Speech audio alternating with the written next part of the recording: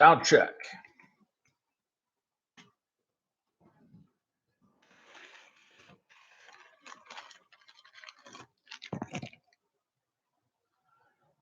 How are we doing? We good to go?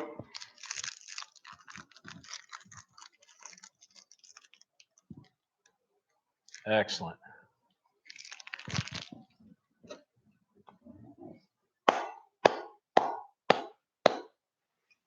Happy Father's Day.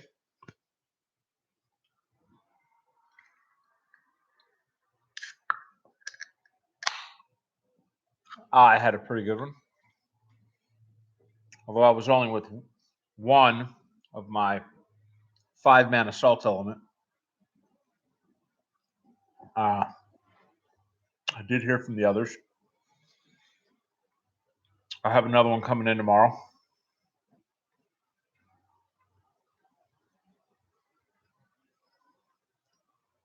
So 2 out of 5 kids ain't bad.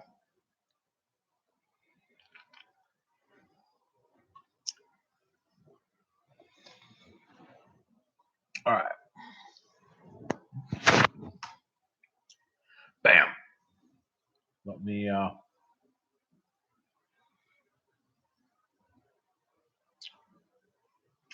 pull up the questions and drop this like it's hot.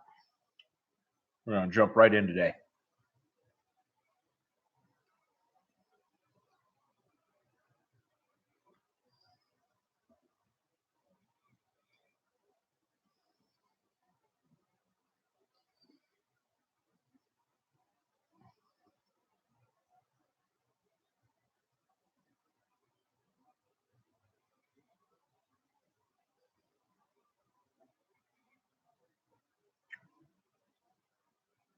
All right, all right.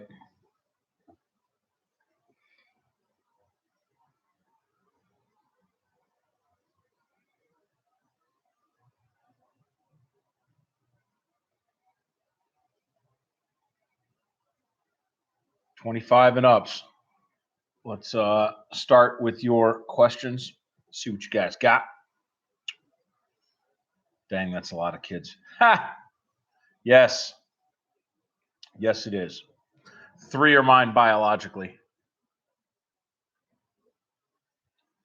I have 2 adopted that came with my second relationship.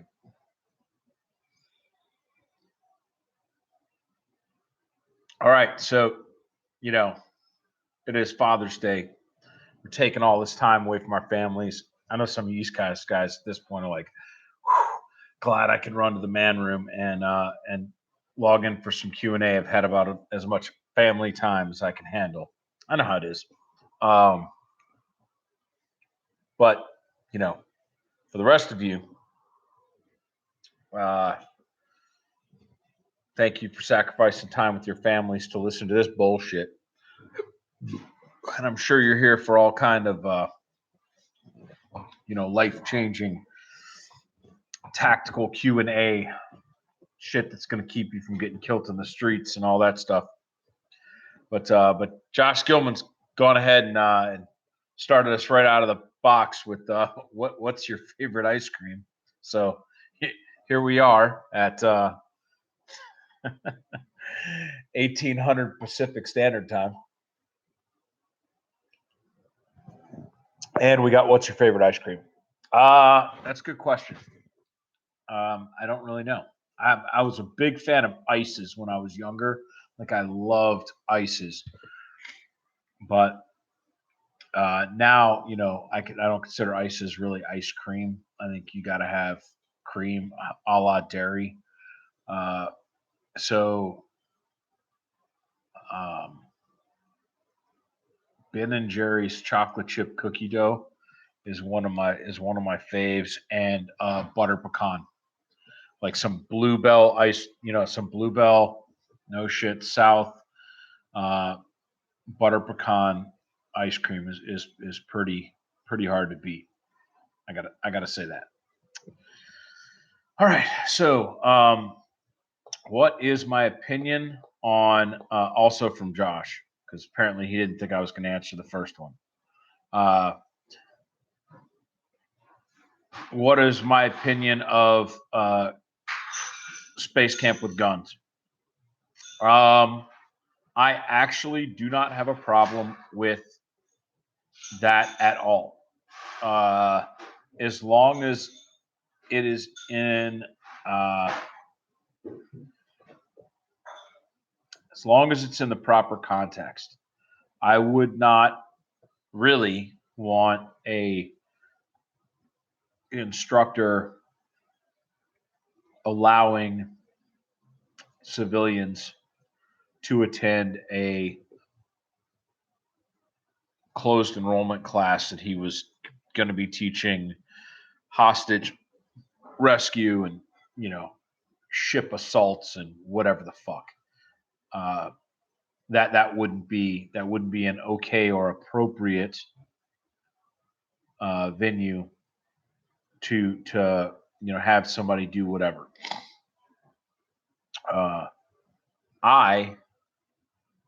When I teach CQB, I am teaching Battle Drill 6 Alpha right out of the manual, based upon, the manual before they changed it to some gay ass Strongwall bullshit. But like 90-10-1, 90-10-1 change 1 Annex Charlie, circa 1995, 1997, whatever, which was the opposing corners 4-man room clearing technique. That's what I teach. So there is no difference between how it was laid out in the Ranger Handbook. That when you talk to an instructor that tells you that there's no ninja flips, like there's for real no ninja flips. Chappie, who teaches basic SWAT for the OTOA, he teaches multiple basic SWAT classes a year, and he said that when he went to Fight Club, that it was the best course of its kind that he had ever attended. And he said there was nothing that I taught him at all that he had never heard before. Every single principle that I put out was shit that was already known. Why was it the best class then? Because he had never been held to a standard. He had never been held to a standard.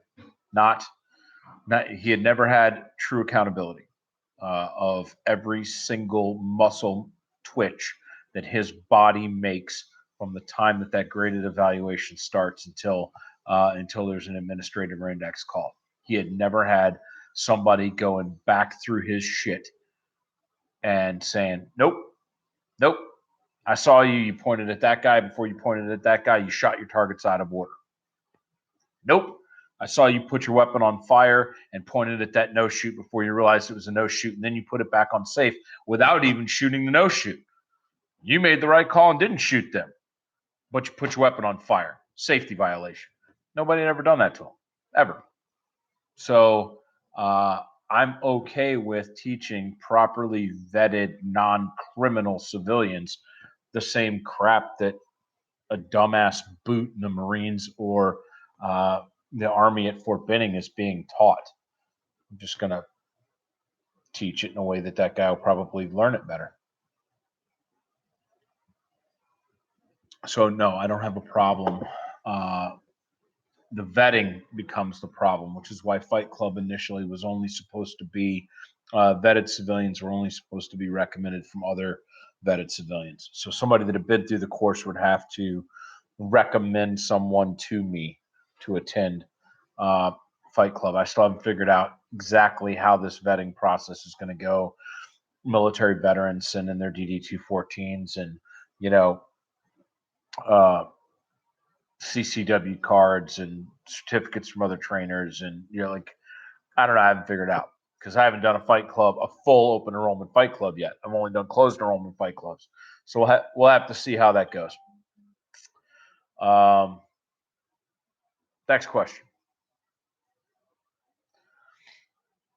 What would your basic setup for your do most things AR be? AR-15, not ARB. The Australians that make badass off-roading equipment.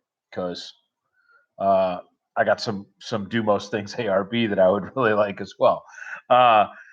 So what would my AR-15 Do Most Things rifle do most things talking about military operations in urban terrain, true close quarter battle, open terrain, and under 500-meter engagements.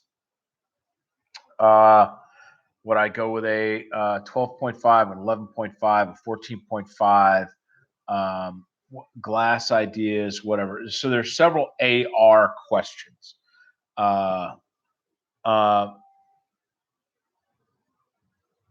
There's always gonna, I mean, we're lots of AR questions today. I'm gonna do an AR episode specifically, so I will answer some of the questions, but maybe not in depth enough. But that's fine. I will hold up rifles and do some show and tell shit or whatever. I've got another Vortex, the E model 1-6, the one that's 4 ounces lighter. I got one of those coming in. I got one of those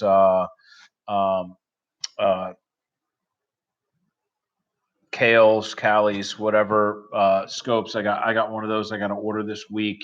I just, with the build of these AR pistols, I looked around. I realized how short I was on glass. I've got two rifles back east, and 2 rifles in this house right now that have no glass on them at all. And I've got a fucking 16-inch SPR build underway at Hodge. So that'll be 5 sets of fucking glass down here in short order. So I've got a 1-6E Razor HD2E on order. I've got a 1-6 fucking Fisher optic on order. I probably got to drop. Oh, and I got an OBR with no glass on it because I fucking gave Knight my fucking Schmidt Bender 4-16 PM2. So my 16-inch fucking 308 gas gun needs fucking glass. So I got to get 2 loopy 3-18s. I'll probably, for the SPR build, I'll probably put a loopy 3-18 on that. And then 1 for the OBR. And then 2 more. And then I'll probably get a T2. You guys know I don't own a single T2. Not one. Don't have one in the house. I was like, T1, good enough. Like, I didn't need, at that point, I was starting to migrate to low power variable optics. And I was like, T2 or $100 less and shit's still good. Although I looked through the T2 and I really do like the dot on it. And Blauer says it seems to be better for night vision integration, whatever. I don't. It's just so tiny glass. But Blauer says it's fucking good to go. So, I don't know. So anyway, that's the whole reason why we haven't gone further down the rabbit hole on the AR train is all of my ARs aren't here. And there's a lot of setups that are still work in progress. I am a huge fan of this is my gun. This is the one that I'm shooting now or whatever. It's my current favorite. I shoot this rifle. All the other rifles sit in a corner somewhere. This is the Glock I'm shooting right now. Shoot this motherfucker and this motherfucker only. And so that's why a lot of people are like, where's the Roland at? You know what? Blah, blah, blah, blah, blah. I don't switch guns around. And that's why this whole shit you guys have seen about all the holsters and the duty belts and the mag pouches, man, this is fucking like new stuff for me. I have never been a multi-gun guy, ever. I quit that shit back in like 2008, 2009 when I put my 1911s on the shelf and decided I was going to shoot Glock and Glock only. So,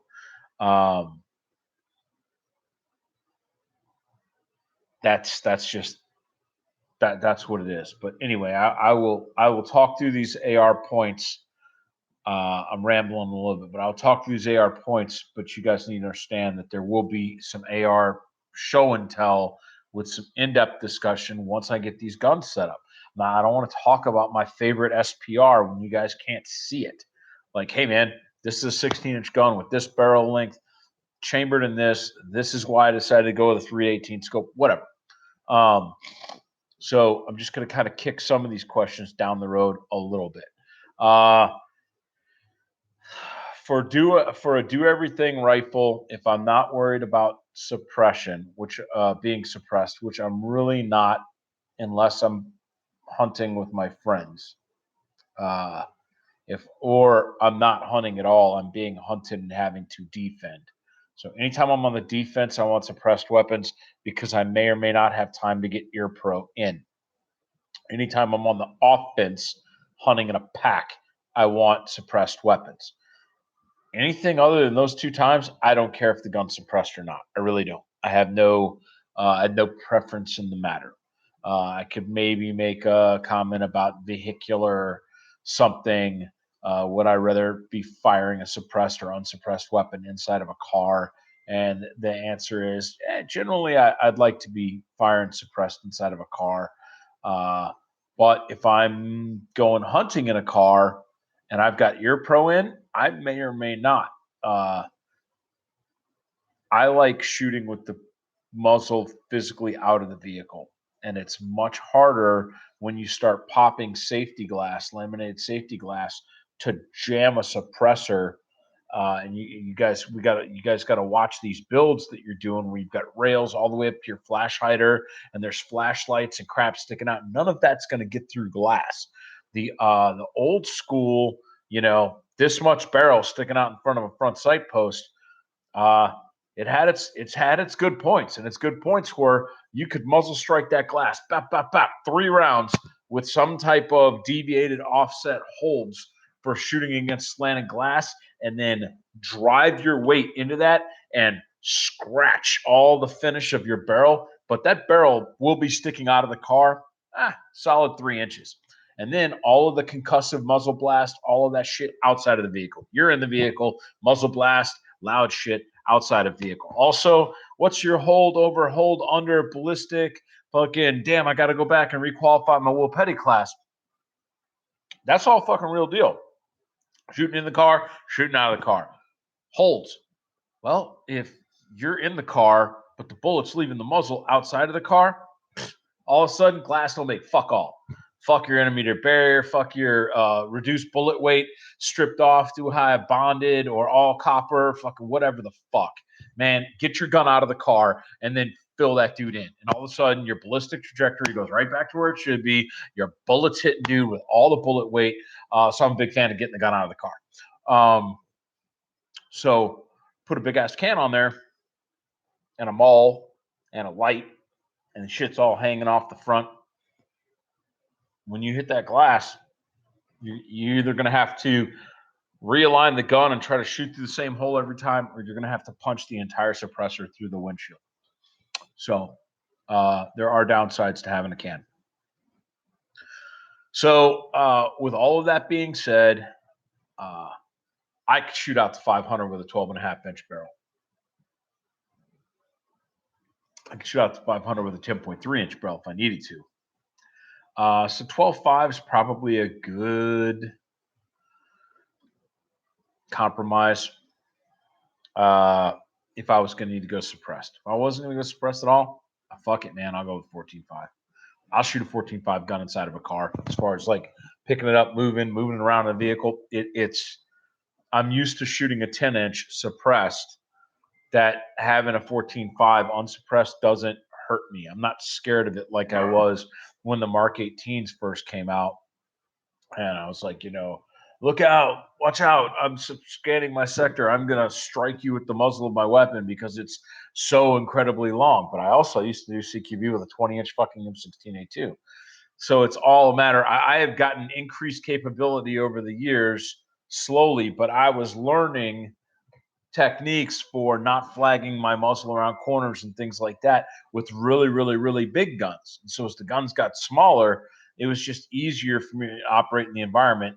But I'm not scared to go back the other direction. Somebody that's only ever, done CQB with an angry cricket, and then you hand them a musket, and they're like, "Oh my God, I can't work under these conditions." So 12.5 for a 14.5-inch gun with a low power variable optic is the final answer.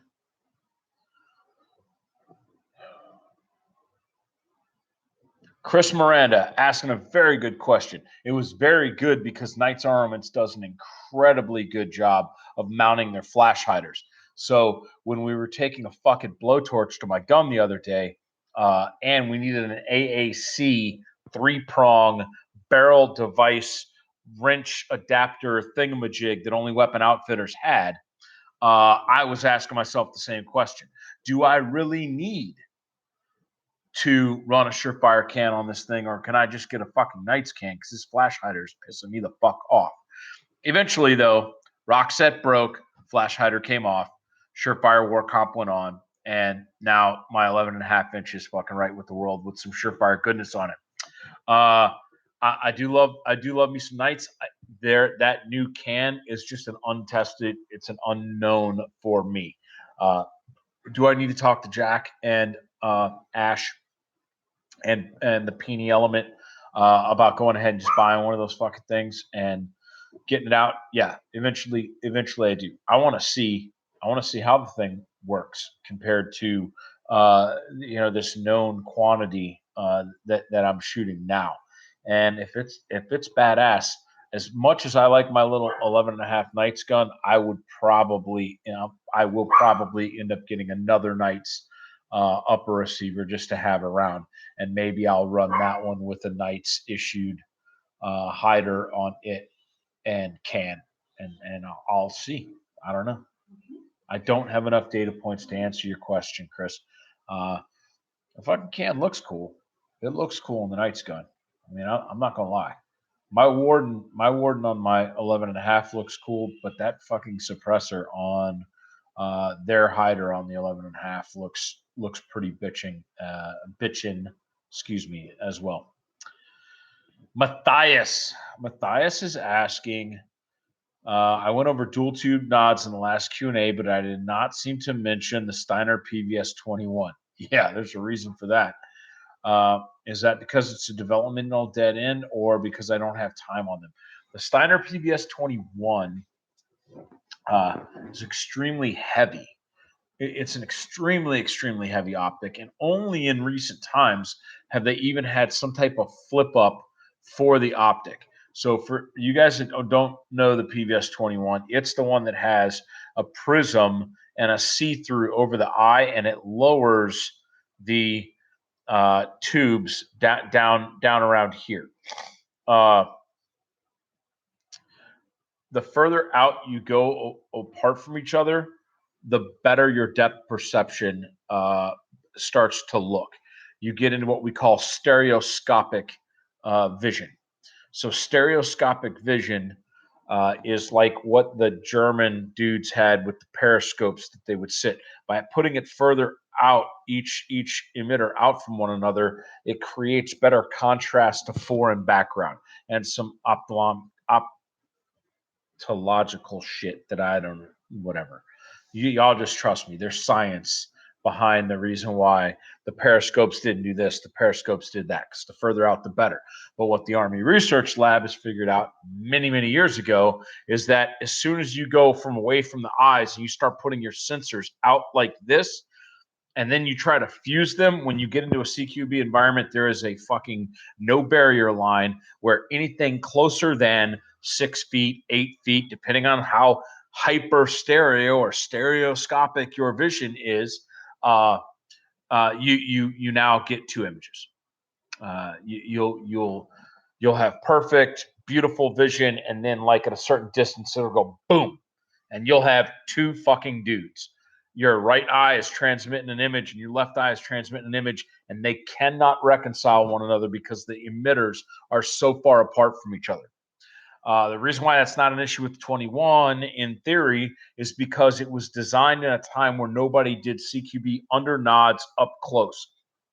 So the thought process, also the reason why there was no flip up fucking mounts for these things, was you just turn on white light and now you're looking through the glass prisms. They're a see-through design. So you don't have a nod on your face. You are getting a reflected image through a mirrorized prism, but you're looking through clear glass at your environment. Totally looking through clear glass. So there's some downsides to that. Somebody shoots you in the face with an IR laser, PVS 21 is not going to save you. Just like when your nods are powered off and you're looking through them, it's not a pass-through device. There's no way for the light to come in the front of a nod and come out the back of the nod when it's turned off, because the shit's got to go from photon to electron to photon again. So you can't hold up a set of nods, PVS 14, and turn on a flashlight and see the motherfucker on the other side. That ain't how the technology works. With the 21, there ain't nothing in front of your eyes but a reflected prism. So the nod is transmitting the green screen like this. It's hitting a prism and coming back into your eyeball like this. So at any time somebody flicks on the light in a room, you're looking through glasses, right through your splitter, your prism. So there's some potential cheek weld issues also by having the stuff down here, that if you had to shoulder a rifle, you could get some obstruction there. What they are really cool for is fucking skydiving, because they're very close to your face and they're see-through. So when you're skydiving at night, they're pretty legit, and that's kind of sort of what they were trying to accomplish when they were marketing it to SOF, the Swedes, and a bunch of other SOF units. The Brits, Brit SF went with the 21 early on, but the tubes in them were crap. Nobody put high-end, ITT and then Lytton, or excuse me, then L3 tubes in those 21s. They were all 19 to 2000 FOM, maybe, tubes, green screen only, and they're heavy as fuck, and they were unlike anything that anybody had used. Now, one of the cool things that was good about them was that they had a video in port, because they were projecting into this prismed glass. So they were one of the first items that you could do poor man's fusion with. You could run a video out from like a weapons mounted thermal, and you could run it into a video in, and it would project that using the same emitter thing that went into the prism over your eye. So you could pump other data, computer, GPS, that kind of shit, even though that wasn't cool back then. GUIs, geographic user interfaces, they weren't all that back then. But none of our analog systems have a video in capability, and the 21 did. So I know some cats that got them. They are currently available from the Crane for LE on lease, and that's an interesting program. Crane has all these 21s that nobody fucking wants, and so they're giving them to cops, and then the police pay Crane external sales division money.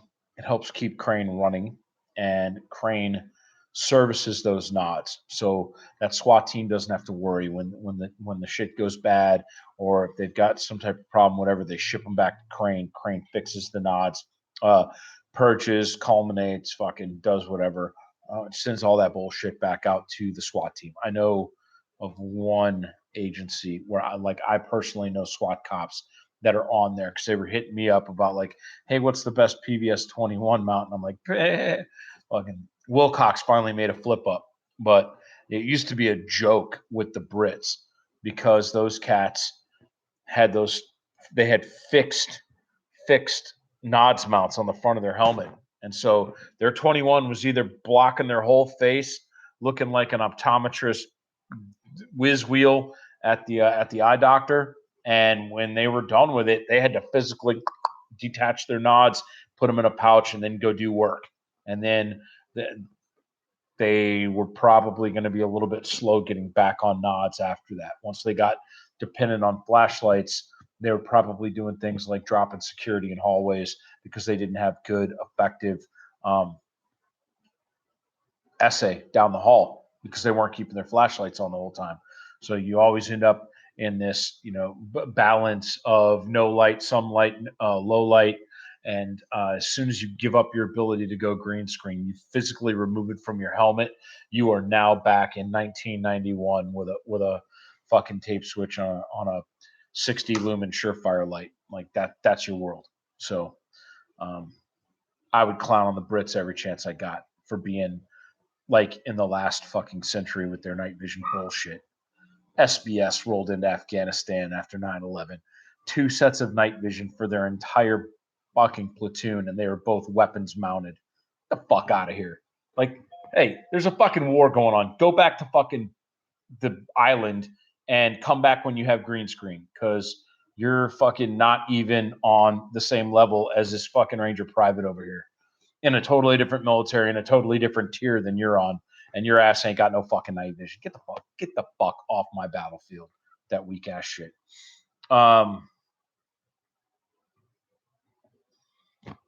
Also, looking at getting a headset for helmet mounting and ease of putting on and wearing all my kit. You have experienced the Invisio S5. Yep, I understand the Invisio. I do understand bone conduction. And you're looking at the ComTac 4 because of all the reasons of bone conduction and loose connections, wires and stuff. Because you're doing in the ear tethered. Understand. The ComTac 4s are horrible. If by ComTac 4 you mean the hot weather ones with the horseshoe thing and the foamy that goes in the ear, the microphone system on that design Peltor, for whatever reason, can absolutely not go up high enough for most dudes that are pretty deaf.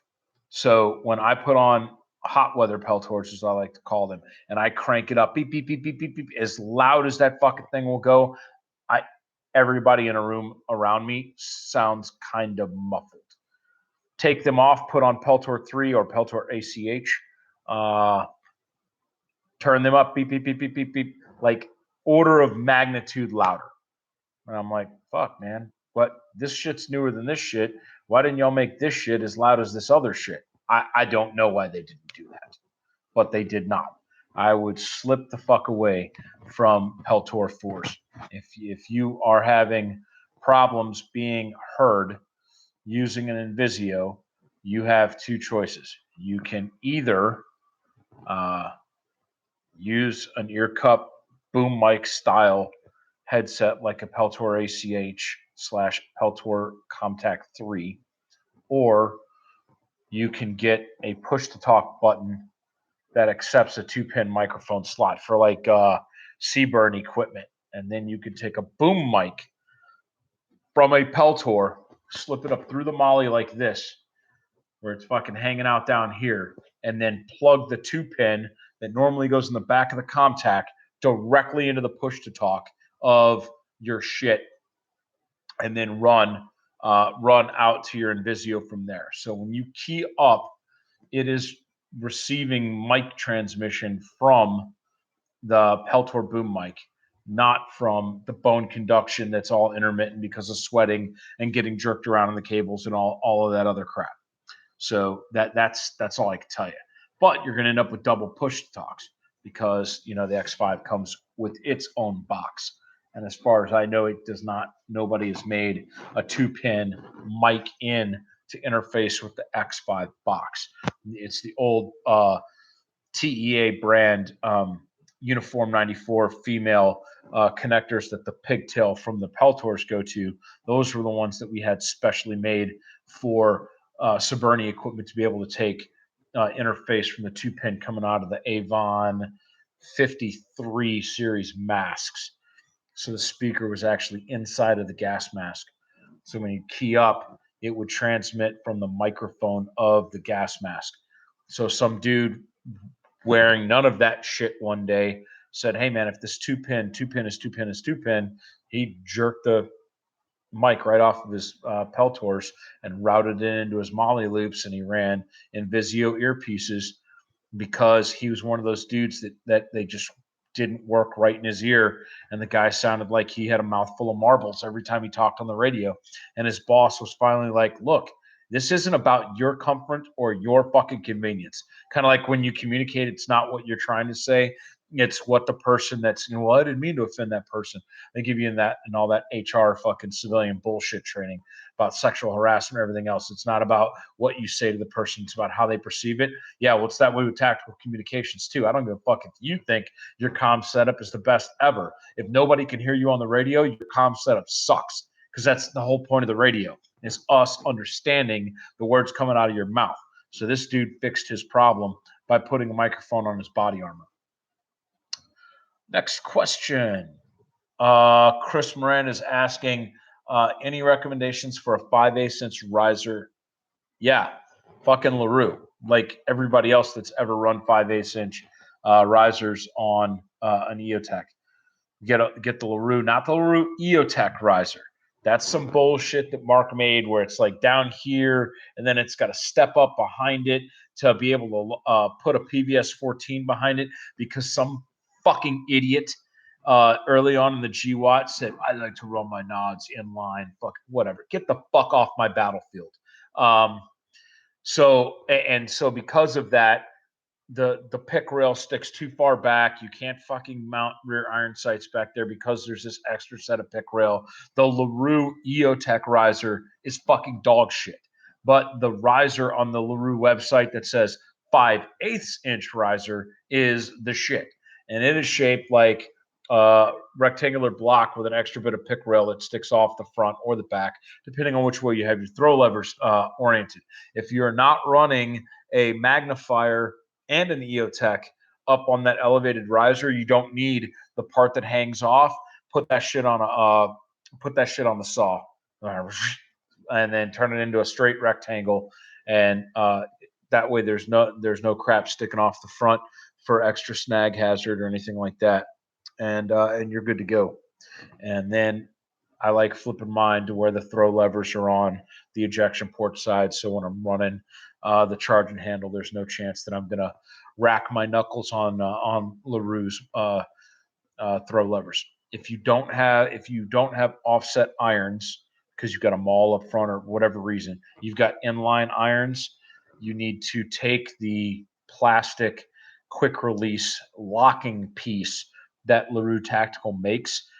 It is set in there with a roll pin. You need to jerk that shit off, because if you need to dump your EOTech because it might break, I know. Fucking, oh, don't tell anybody. EOTech might malfunction on you.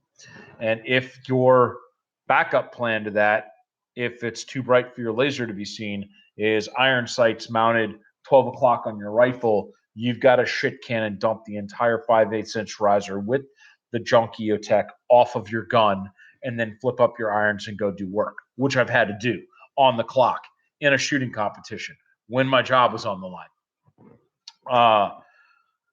So because of that, you're going to have to make a bite with your sling, slide it in behind the throw lever, and then snatch it, because you're going to want the throw lever tight so it maintains your zero and whatever. So rather than trying to jam your thumb in there and pry the throw lever out enough that you can get your hand on it to open it up, you're going to make a bite of the loop of your skinny portion of your sling, and you slide it right behind there, and then you can really get a lot of the leverage and pop that shit off in very short order.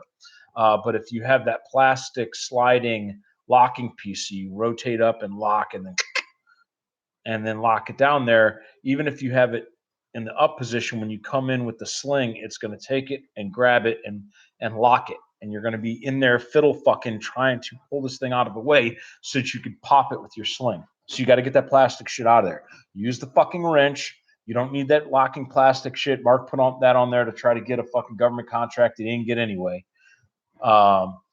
Because somebody else has started to sell locking throw levers. So Mark decided to make his locking, but the actual throw lever never changed. He manufactured that plastic piece to go on his existing throw lever. So there was life before that plastic bullshit. And all them LaRue mounts held their zero for all of that time. So shit can the fucking plastic and use the LaRue throw lever, and you'll be good to go.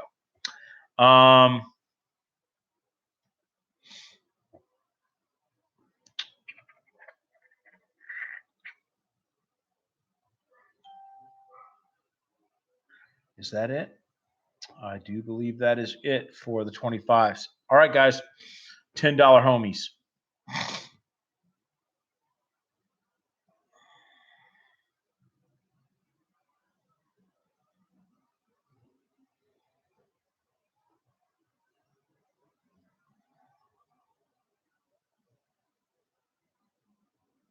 Got to load all these comments.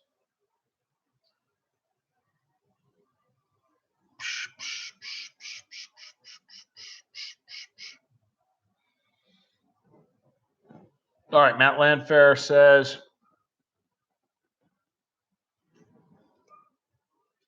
since it's Father's Day, and I talked about my dad in a modcast in the past, what is the biggest lesson that I learned from my father? Hmm.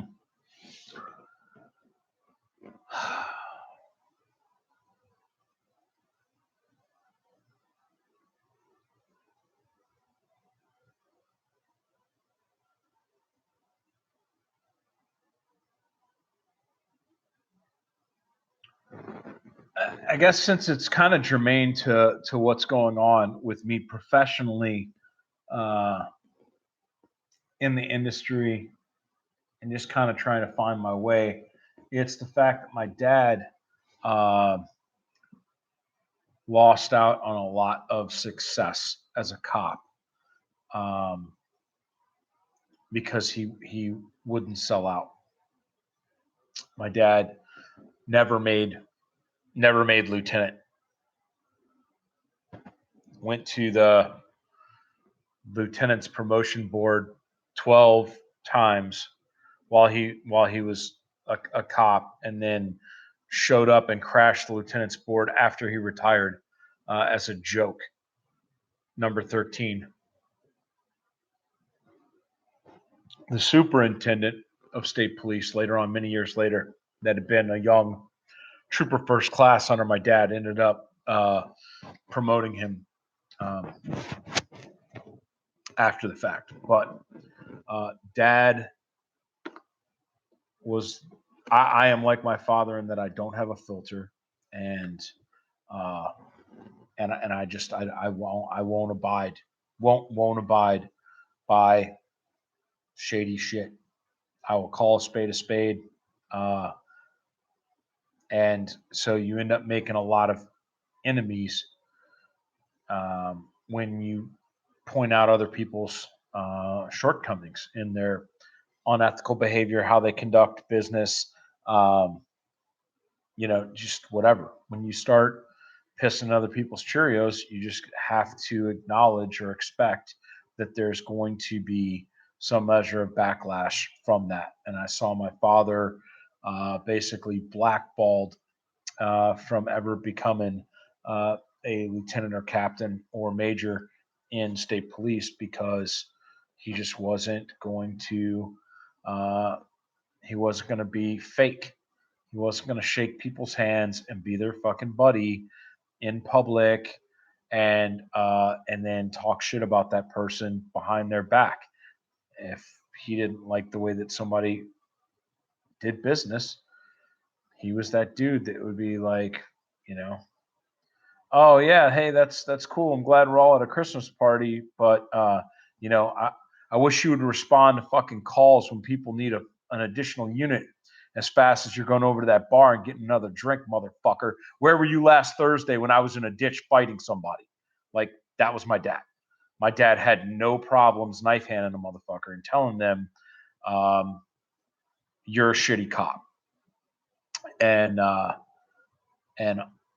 fortunately or unfortunately, uh, I've followed along in his footsteps, um, and so I am going to miss out on opportunities because I am politically volatile in the industry, and the industry marketing departments and whatever they want Instagram followers, they want famous, and they want stable. They want somebody that they know is not going to embarrass them or their brand professionally, and I absolutely understand that, and I understand that if they're afraid that I'm going to tell another instructor that I'm going to fucking kill him or something. I get it. But that's not potentially the best way for me to represent their brand in the community or on the internet. And so that was the lesson that Dad had for me. I just don't know that I got that lesson. But thanks for the question anyway, Matt Landfair. Joseph London. Can we get a breakdown on Chuck's approved optics per application? Shorty, carbine, day shift, night shift, handgun, et cetera, et cetera, et cetera. Sure-ish. I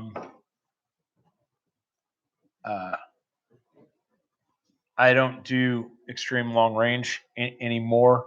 I turned in my 300 Win Mag and my 338 years ago and got out of that game. So sniping for me can be done with a 16-inch 7.62 gas gun. Yes. I understand there's 6.5 and 260 out there, and I would use either one. But I was out of the precision gas gun game by the time that those were becoming a thing.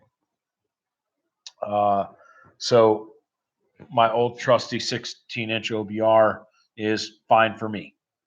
It's plenty fine.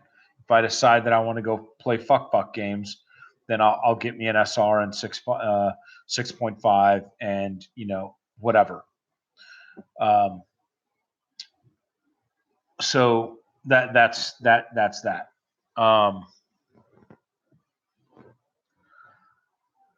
So I like the Loopy 3-18. I like it for its size. I loved the Schmidt 4-16. Loved it.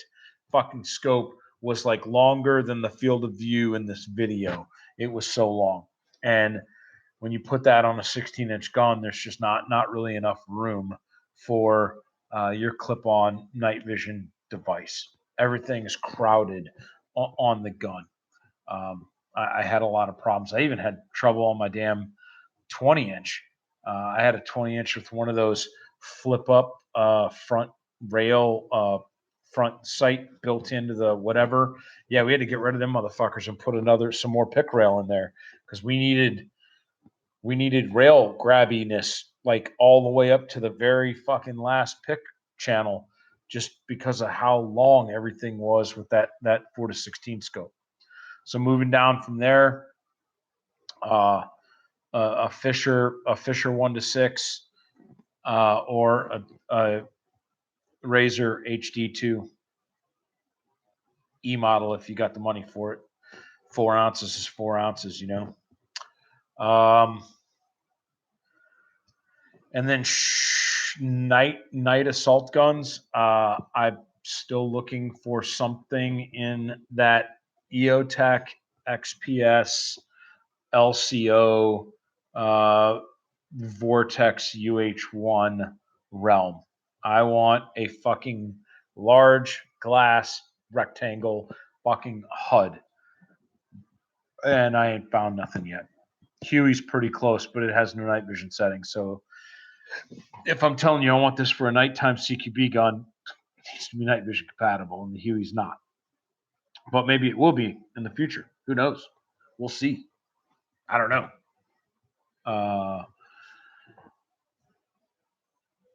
So then you're in Aimpoint territory.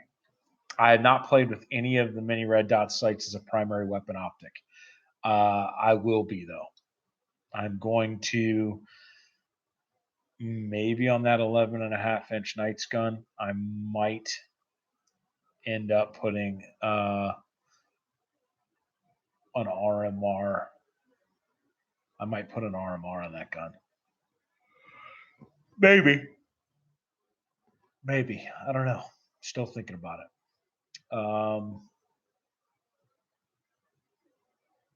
Yeah.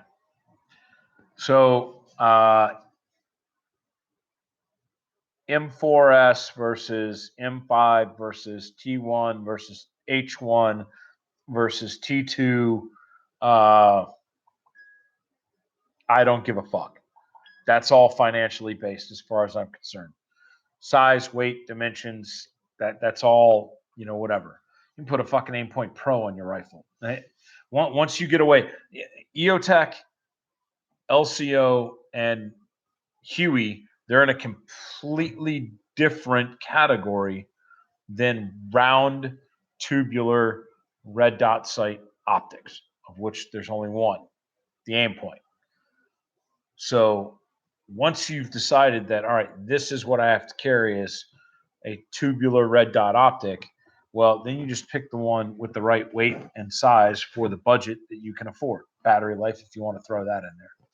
So I like the M5, the look of it.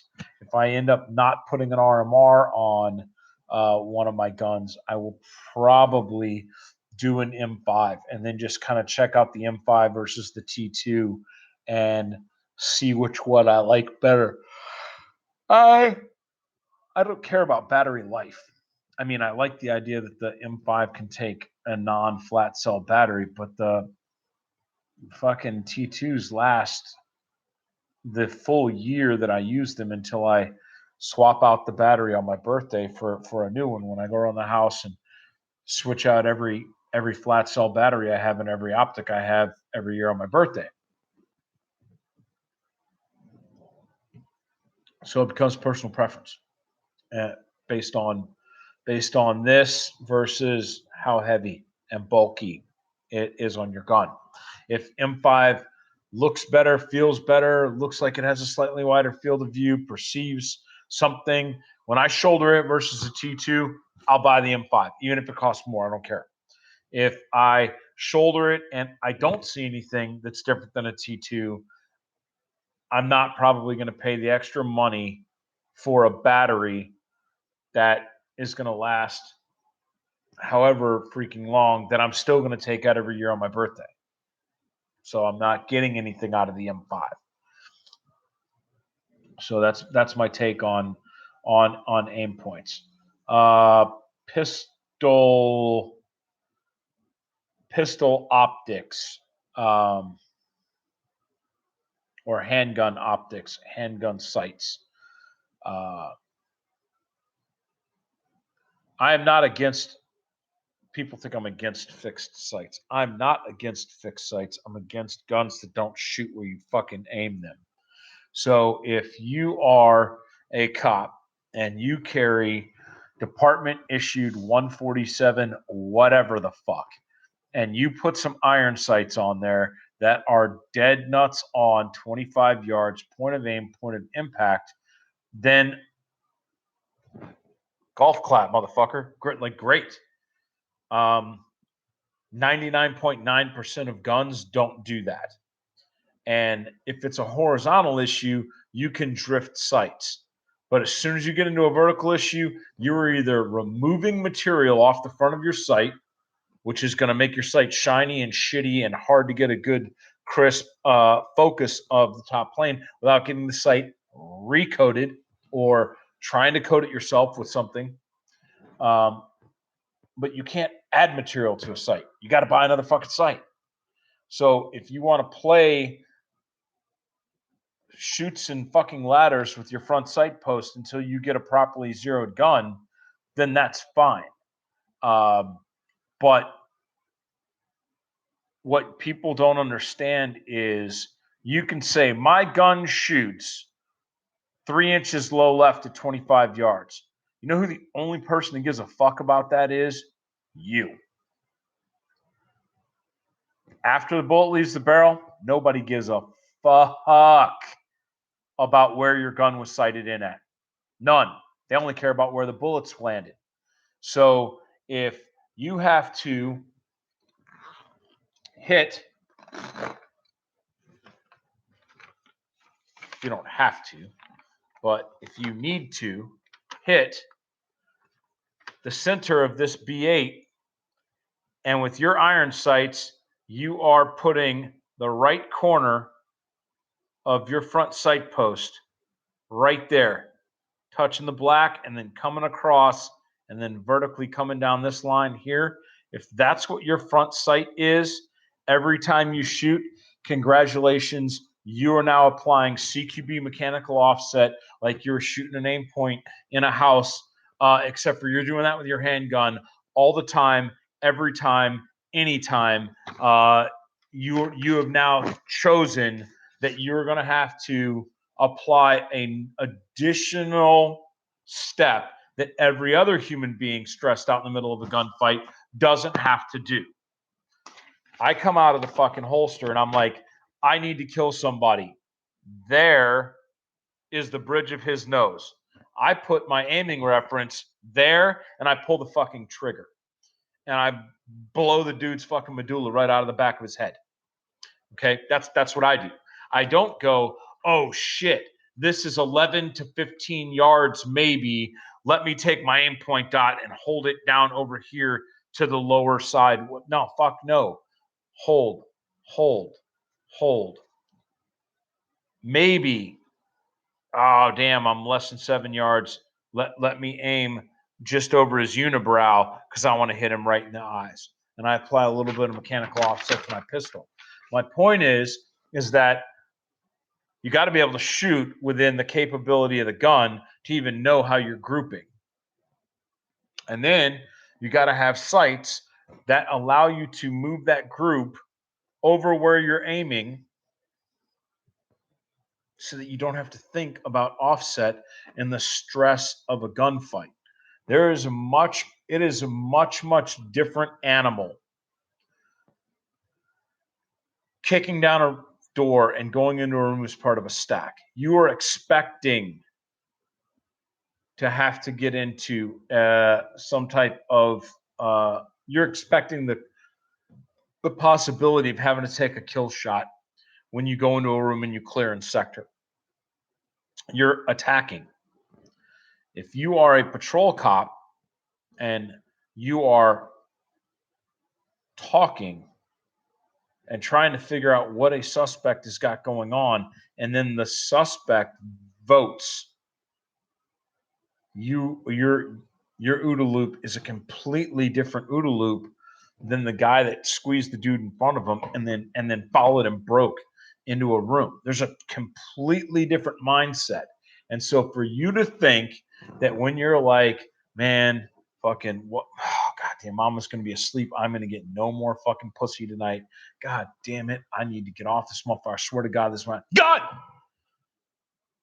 when if you think that you want to defeat the retention on your safari land and get that blaster out and aim it and remember, oh shit, I need to aim right here. While the rounds are coming at you, if you think you're going to be able to add that extra step to your loop, I probably beg to differ with you. So you got to have a gun that shoots repointed. Right back to step one. Got to have a gun that shoots repointed.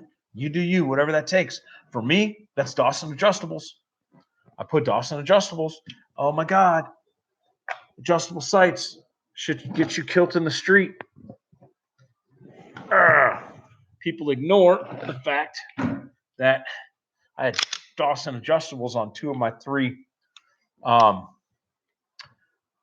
pistol shoots. Drop that shit. Oh my God. Oh my God, my fiber's missing. I dropped it. I smashed the corner of the sight. It's the end of the world. I had gamer shit on my gun and it failed. No, it didn't. This thing is every bit as easy to pick up as your black ass tritium night fucking bullshit. So after I dropped it and smashed the shit out of it, it's now as hard to track as your shit was brand new out of the box. And oh, by the way, I put another little fiber right in that thing and it's right back in the game. I am a little pissed off. I bent the front edge of it down. I might not want to do bullseye shooting with this thing anymore.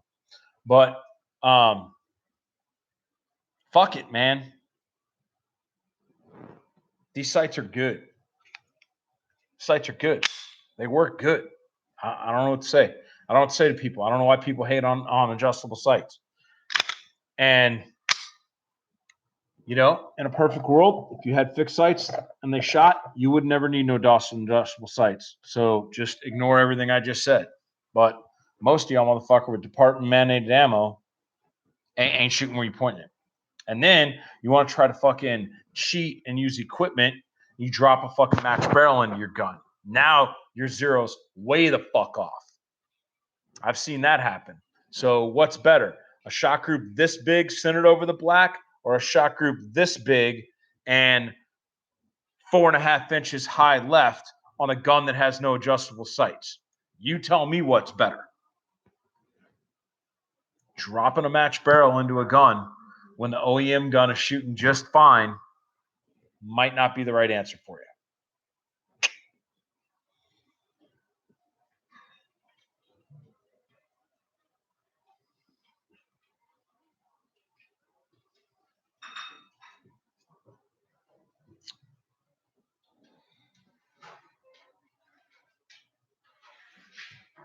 So, moving on.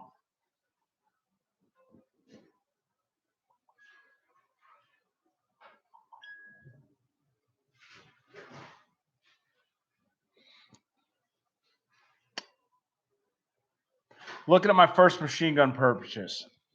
Look, you want to get a Mac 11 in 9mm. I'd never seen a Max 11, but I did shoot at some low-flying fucking geese with a Mac 11 out on a range in Texas earlier this year, and that shit was pretty fun. If the ranch wasn't 26,000 acres, probably would not have shot at low-flying shit with a fucking submachine gun. But I was pretty sure that I was aiming towards Mexico, so fuck them. I mean, I guess I don't own any automatic weapons. I shot plenty of them. I didn't even own any AR-15s. I owned one. When I was in the Army, I shot Army guns. I didn't shoot my guns. I shot Army guns.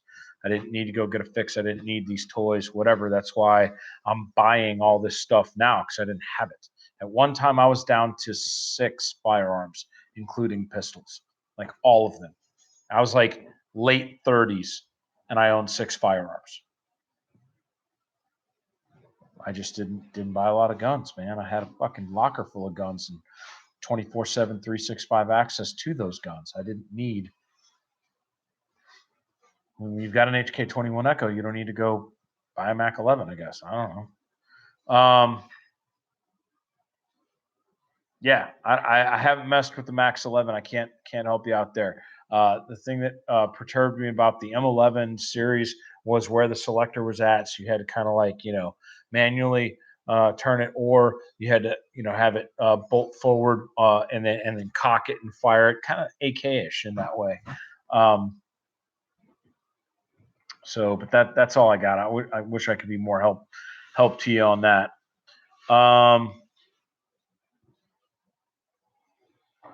How am I liking the new Nighthawk Commander with the RDS? So I got it zeroed. That's what this was, and this is not zeroed. This is I put some more clicks on it, but that was 25 yards. That was 25 yard 10 shot, and I ended up coming left 2 down 2 off of that. Obviously, I pulled those and that guy. So this is my shot group here. Just trying to get a feel of the single action trigger after not shooting single action for a while. I mean, gun shoots, man. Shoots good. I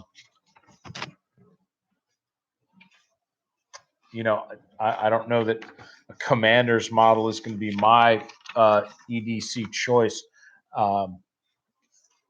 My wife was firing my full size 9mm Springer and my Glock 34, and she had mentioned, how much she liked the single action trigger and the single stack.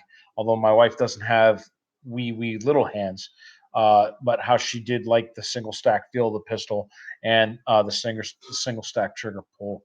So, but I didn't have a single stack dot gun. So now I do, and I will let her play with that. She's got some front sight post focus problems like I do. So shooting a dot is better for her consistency of aiming the gun wise. So kind of got that thing as a training tool just to kind of see what she needed, giving her more experience, more exposure to different types of weapons, and then deciding, all right, she now has a baseline of training. Does she like the striker fire or the single action more, and why? Now that she knows holistically, this is it. Single action trigger. You're only going to have this many bullets. This is the recoil impulse of this gun. You're going to have to work manual safeties and other things like that. So does it even out? Can she shoot a striker pistol well enough that she would prefer it and its magazine capacity and its lack of a manual safety and its ease of maintenance and all these other things, or does she need that single action trigger? If she needs that single action trigger, then we'll have to get her single action gun. So I guess I should like totally Elmer Fudd out and be like, I put 200 rounds through the range the other day and not a single malfunction. My Nighthawk is shooting flawlessly. But I will fucking leave you guys for that. Has it had a malfunction since I bought it? No, it hasn't. But it's insignificant. I've had it for a fucking week, and any malfunctions that happen in the first 500 rounds of a gun, I discount anyway. Once all the metal parts of a weapon have interfaced with each other back and forth and dehorned themselves and all that bullshit, after 500 rounds, if a gun is doing something, then it's doing something.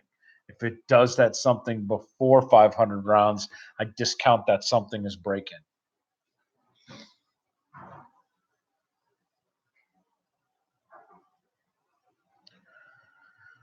Tom Gorman says he is just getting into night vision and is going to take a night vision class with me later this year. I'm assuming that's going to be the night fighter that I'm doing in Phoenix.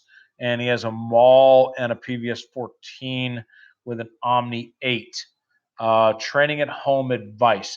Yeah, you need to be able to manipulate all the buttons on your Maul in the dark. So you need to be able to, by feel, rotate around and know, is my laser emitter in off, is it in vis, or is it in IR? And you need to be able to feel tactile wise, am I in the forward high power position with the lockout depressed, or am I in mid, or am I in short range modes? And then you need to have memorized what that actually means in terms of usable light being seen out in front of you. So if you are, going to be going into a room and you are hoping for a 16 degree and 4 degree combo of light, and you end up with a 60-degree field of view of light, which doesn't allow you to see through an open door to an adjoining room, like let's say a bathroom to a master bedroom. You fire your wide angle laser, it paints the entire back wall of the master bedroom, but does not send enough photons through the breach into the master bath that you cannot visually clear. And so now you're running through the room and you can't see through an open door, but they could potentially see you. So that's the importance of knowing the buttonology in your weapon. Also, you need to know how to, whatever your mounting system is, you need to know how to move screws and have that thing adjusted. Don't have it like adjusted once and then leave it alone. You need to practice mounting your nods and adjusting the 14 perfectly over your eyes, the proper eye relief, proper focus, and everything every time. I'm going to teach all of that during the class. But if you understand what buttons, when you're feeling around in the dark, make the nod do this versus make the nod do this, you're going to be ahead of the game. Because when I say, hey, your nods need to come over and forward, you're going to know how to make that happen or whatever. So that's what I would tell you about your 14 and your mall is you need to just when I tell you to hey man, your laser's still on, you shouldn't have to take out a handheld torch and turn it on and shine it at your dick to fiddle fuck around with the settings on your mall. That's not where you want to be going into a night fighting class. And that's what we saw at Shooter Symposium. There were dudes that had no idea how to change settings on their night vision equipment. They had no clue whatsoever. You've got to do some fucking dry fire of your nods and laser prior to coming to class. If you have questions about how to adjust your fucking nods or whatever, uh, you know, throw it out there, put it on a forum, take a video of yourself, point at buttons and say, what the fuck does this button do? And post it up on the internet and, in one of the forums, um, you know, and somebody will help you out there. And that somebody might be me.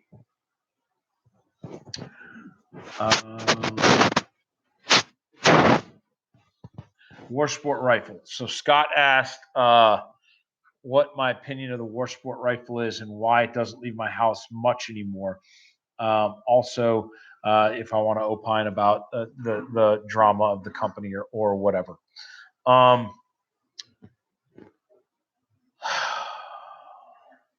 So the War Sport rifle, for those of you that go back to the beginning of the conversation where I was talking about gun setups for inside of a car and how sometimes I like the ability to get the barrel out of the glass. The War Sport completely encapsulated the front flash hider. Um, those of you that are following on the internet, you know why. It was a requirement for signature reduction without extra length of adding a suppressor. So Joey, the owner of War Sport, thought that if you extended the rail around the flash hider, that you could potentially attenuate the visual signature of the gun. What he really ended up making was just a gun that looked really cool. Functionally, it just did that design of that handguard doesn't work well because of the way that those muzzle brakes. And he started out using a triple tap, I think.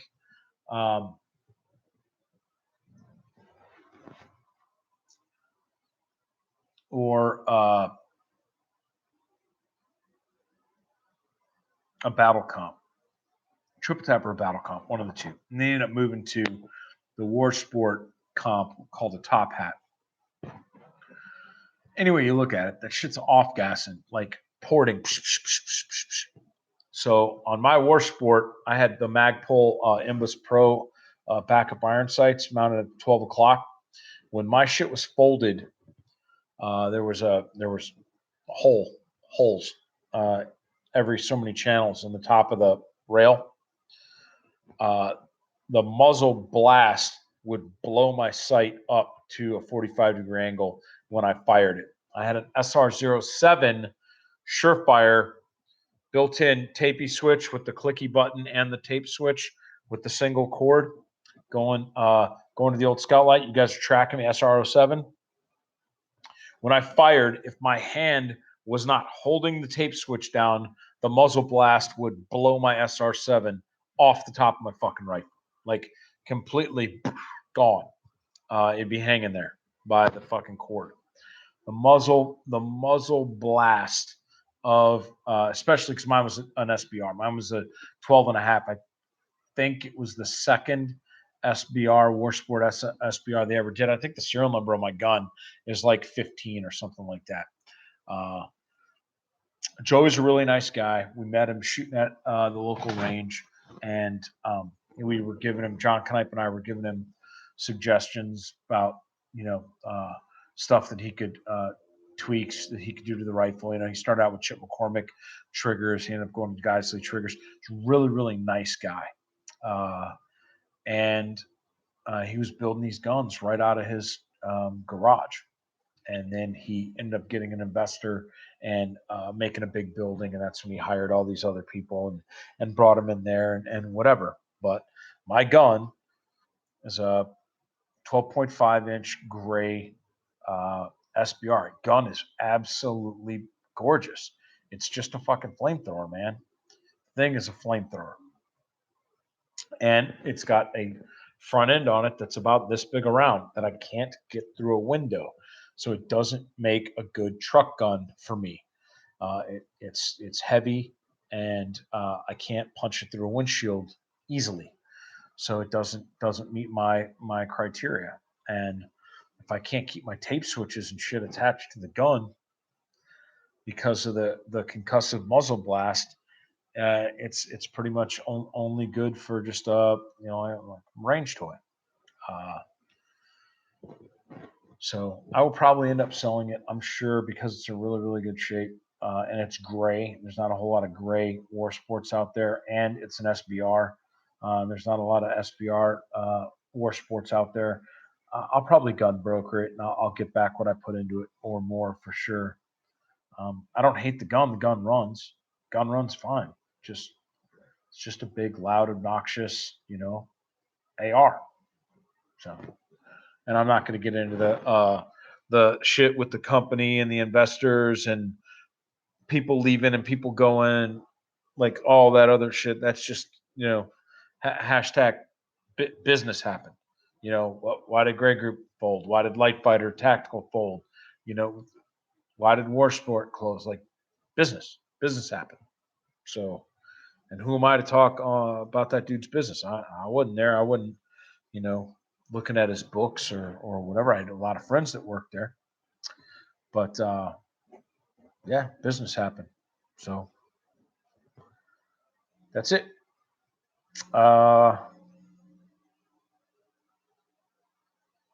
Adrian Gonzalez wants to know about parallel versus converging zeros for laser. If you are a cop and you can zero your laser to converge at 200 yards, then you're good to go. Most will probably tell you if you converge your zero at 100 yards, you're good to go.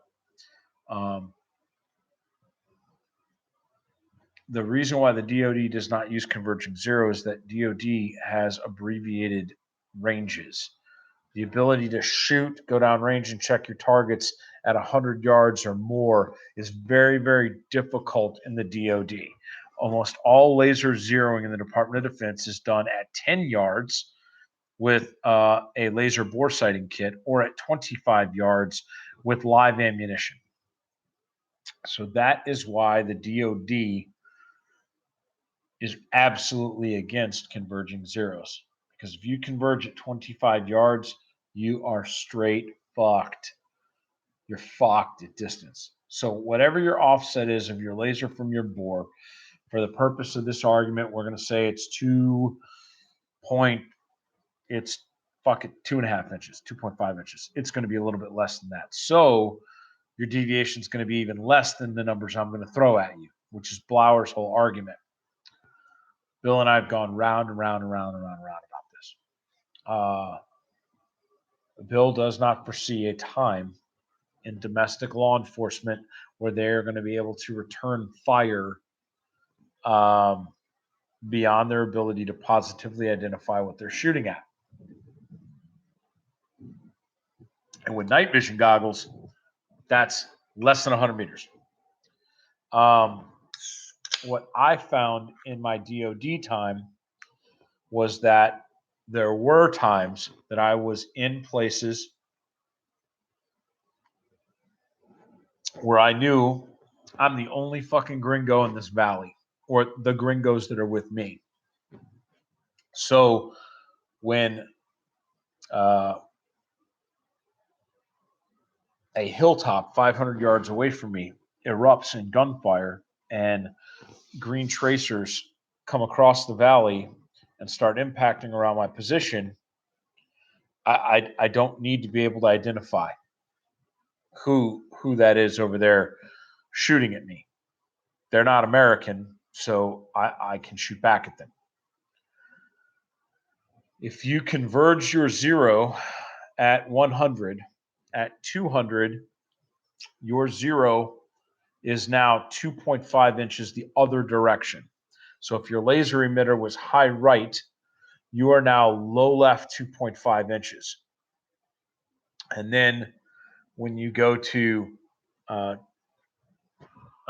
300 yards, it is now jumped another 2.5 inches low to the side.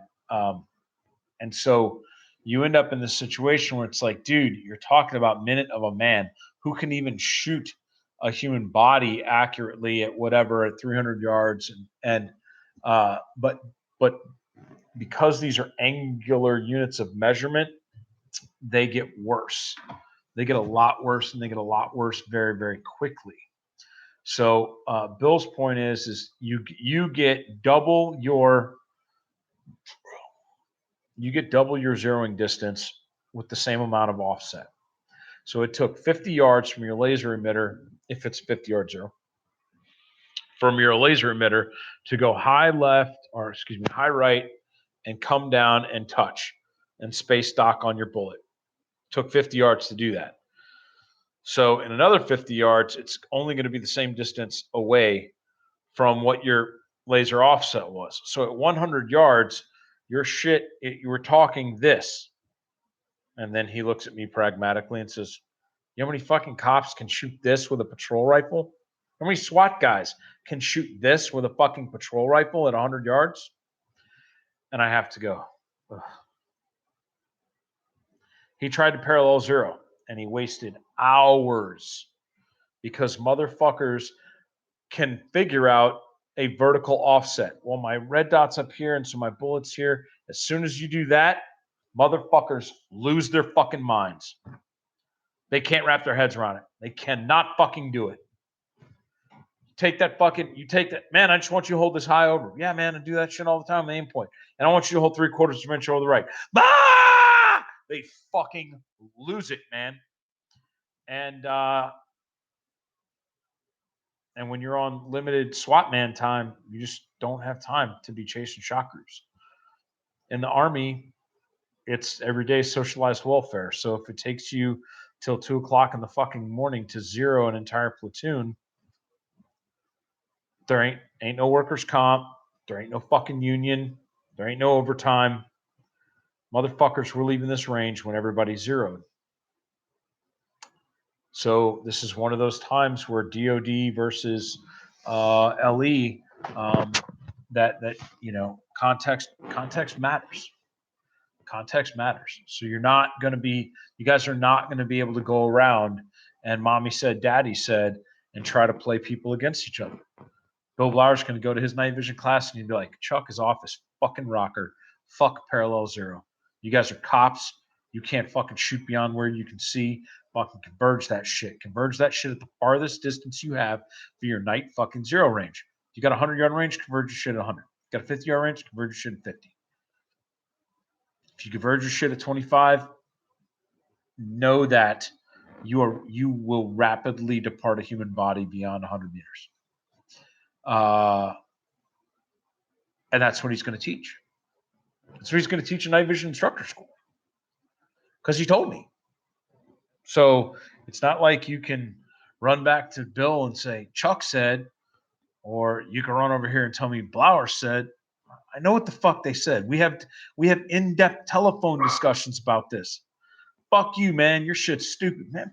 Fuck you. You never been shot at from 500 meters away, and I ain't never going to be shot at from 500 meters away. All right, asshole. Well, fucking converge your shit then. Okay, fuck you, parallel asshole. We hang up the phone on each other. It's all good. So, because we're fucking homies like that. So that's it. That's why converging 0. That is the argument for converging 0. It's a time-saving factor. It's easier for the shooter to understand, and the divergence after you have converged is equal to the amount of distance that it took for you to converge in the first place. If you converge quicker you diverge quicker beyond. If you take longer to gradually converge, it takes longer to gradually diverge beyond. So 100-meter converging, pretty fucking safe, guys. Pretty fucking safe. Do I have any pictures of the first Roland Special? Yeah, I mean, I got fucking pictures of the damn Roland Special all over the place. And the story about the concept and development of the Roland Special are also on old primary and secondary, videos or whatever. Where's it at? You want to talk about the original Roland Special? The original Roland Special is just fucking Glock 17.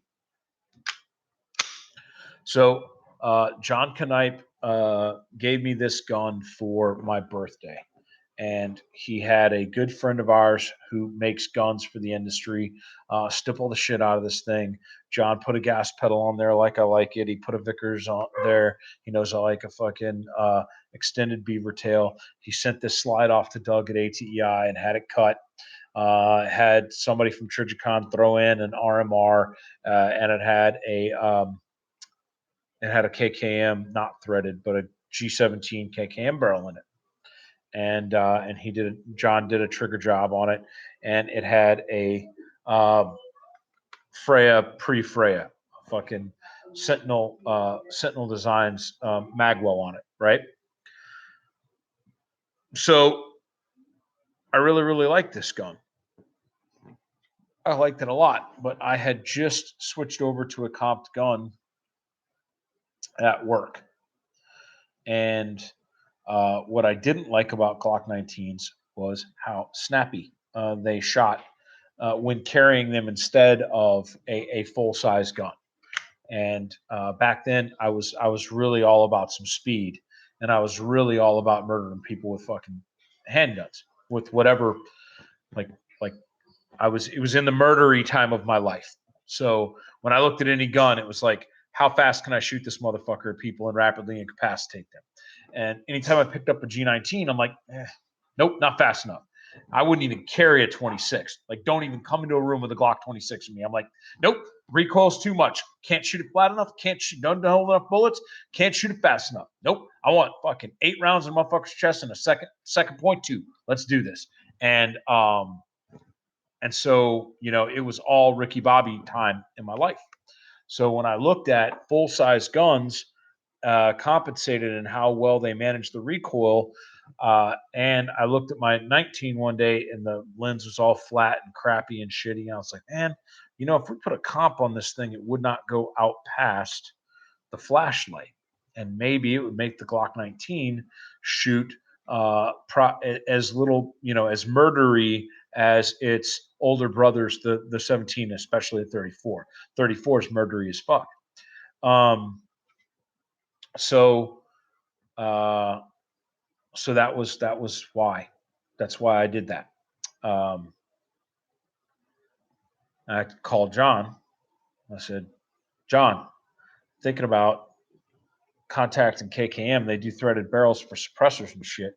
I'm thinking about asking them to cut a comp thread profile on a 17 barrel or whatever, and make a compensated 19 barrel and put a comp on my 19. And John thought it was a stupid idea. And I was like, but no, listen to my logic, dude. I mean, I've already got this flashlight out here. Why don't I just do that? Just put a comp on it. It'll be short. It won't be as snappy. I can still put murdery mags in it, but I can do flush if I'm doing concealed carry. Like, I think it's a good idea. And John's like, that's the dumbest idea I've ever heard. You're an idiot. And I was drinking at the time, and I was like, well, fuck you, man. You tell me it's dumb. Fuck, you're dumb. You're fucking stupid. I'm calling KKM tomorrow. And KKM did not make compensated Glock 19 barrels when I contacted them. And dude's like, yeah, man, we make these barrels to order. I'll do whatever the fuck you want. Nobody's ever asked me to put a comp on a 19 before, but fuck it. And man, if that little murder wagon didn't shoot good for its size and its profile, it was just a great little gun, and I loved it. I mean, it's a good gun, It is a good gun. So that's this 17 is the inspiration for everything that the actual Roland Special had on it, but the inspiration for the Roland Special itself was the flashlight to slide length to compensator to lack of mass and a little bit snappier recoil impulse affecting split times with full power duty ammunition. People are like, if you can't shoot fast, blah, blah, blah, you need to work on your grip strength. Motherfucker, you're not shooting silver tips. You're not shooting plus P and plus P plus ammo. You're talking shit while shooting 124, 115 fucking bunk training ammo. And then you're holding up your .19 fucking splits at me. Get the fuck off my battlefield. You're not picking up the words that are coming out of my mouth. I'm telling you that little ass gun is harder to shoot than a big ass gun. It's fucking physics, motherfucker. So Roland Special just kind of helped me out with some physics. So there you go. All right. Next question.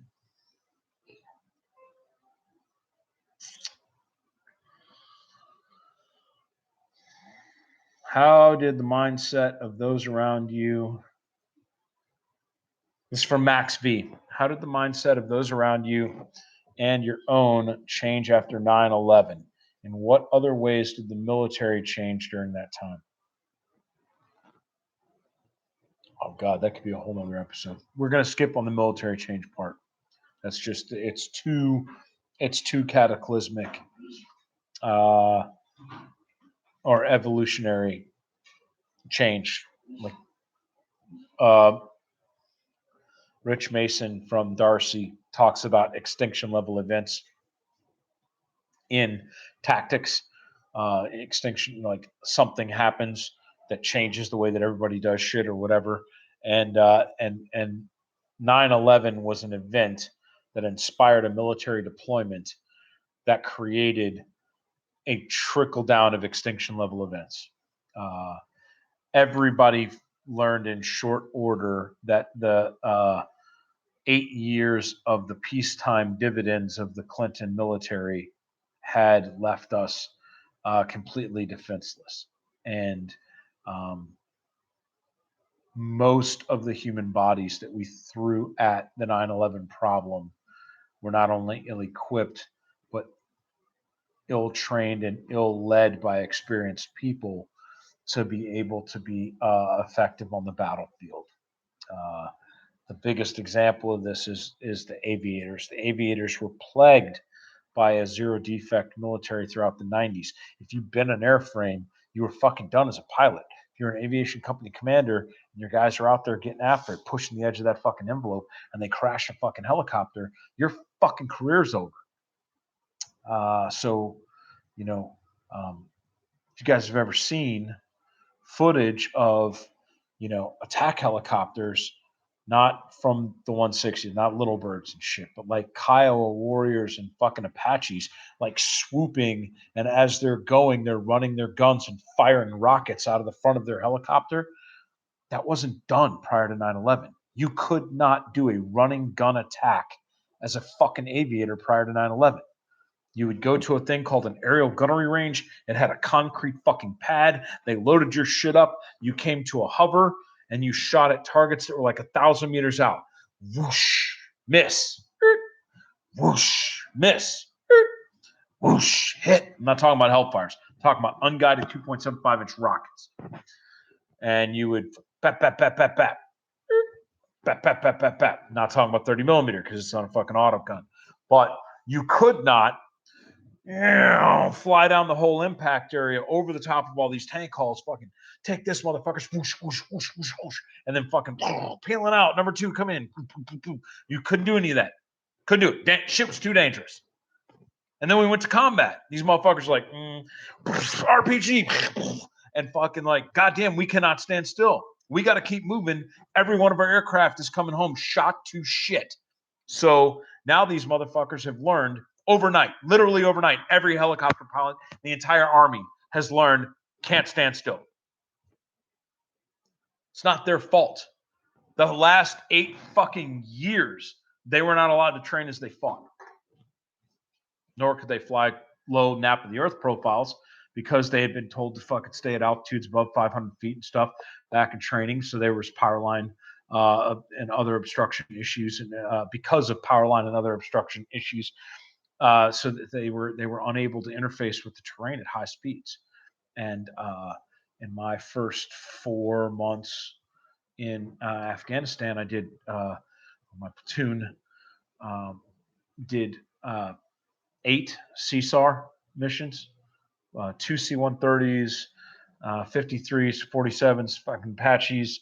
We eight aircraft fucking crashes, all 8, 100% pilot error. Not a single airframe shot down by the enemy. Motherfuckers flying into shit, or just flipping over, going into the ground. Can't see the ground anymore. Let me fucking turn this Chinook upside down and fucking spit a platoon of 101st guys out of the back. We were incompetent. We, the military, we were incompetent. We could not do our job. We had been faking the fucking funk with no budget for 8 years and beating our chest and saying we were the best military on the planet. And guess what? We were.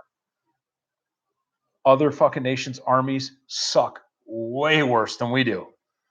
And they're just smaller. They're just smaller and they suck.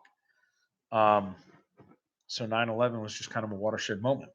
It was time to perform. And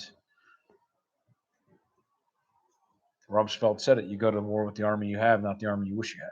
So we went off to war unprepared.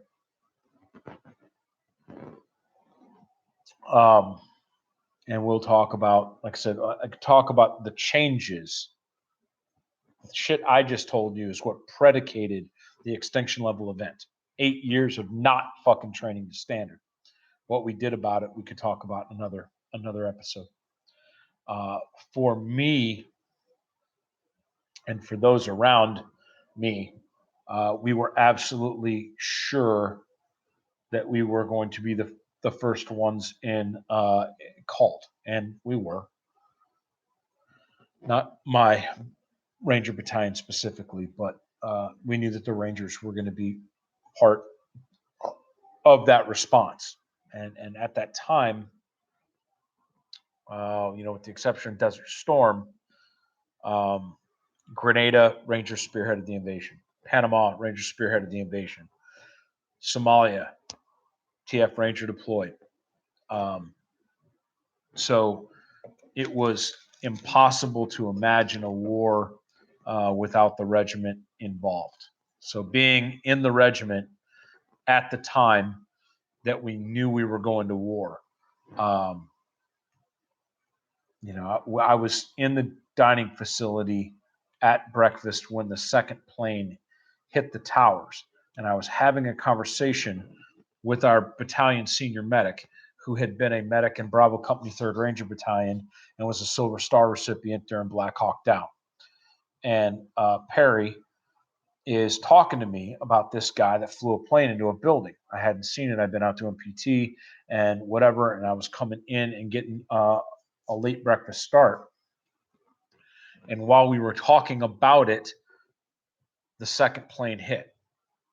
And just like everybody else, like in an instant, everybody knew. And the entire dining facility emptied out. Everybody got up from what they were doing, put their fucking trays away, and it was instantaneous. Fuck it, we're going to war. In an instant. And so being part of a spearhead element and knowing that was going to be part of your job or whatever, it was a very, very different mindset. But the Rangers, we always had that empirical data from behind. So, everybody have self-starters or whatever, but everybody has fucking dudes that are whatever, drag assers. But for the entire time during the Clinton fucking years when we didn't have all kind of money and morale sucked and everything was fucking shit, the regiment wasn't that bad off. We did not take the hit that a lot of other units took, and we were able to keep our guys focused because we had this warrior mindset. And the warrior mindset couldn't get tarnished by reality. In the regular army, the reality was all around you. So anybody talking about warrior mindset when you don't have gas to move your Bradley out of the fucking motor pool to go train, uh, is just some fucking lifer trying to blow smoke up your ass. But in the Ranger Regiment, you know, Grenada motherfucker, Panama motherfucker, Somalia motherfucker, Haiti motherfucker, we can't go 4 years without getting into an armed conflict. So you just signed up for 4 years and 17 weeks. You're going to deploy to combat during your enlistment. Now, I'm here to fucking keep you alive. You want to fucking listen to me at the shoot house, or do you want to play fucking grab ass? I was able to immediately tie back to a wartime mission even prior to 9/11. Yay for us. We were just poorly equipped going into 9/11. We weren't necessarily poorly trained or had a poor mindset going into 9/11. We just didn't have the right gear. Although our gear was better than most. So the biggest thing that changed after 9/11 was just the absolute rage, the absolute fucking rage. I went completely suicidal after 9/11. Like 100%, I didn't give a fuck about my life ever coming home, ever seeing my kids again. I didn't care about. I was complete 100% solely focused on one thing, and that was murder. And that murder train lasted for fucking 15 years. The murder train lasted for 15 years. So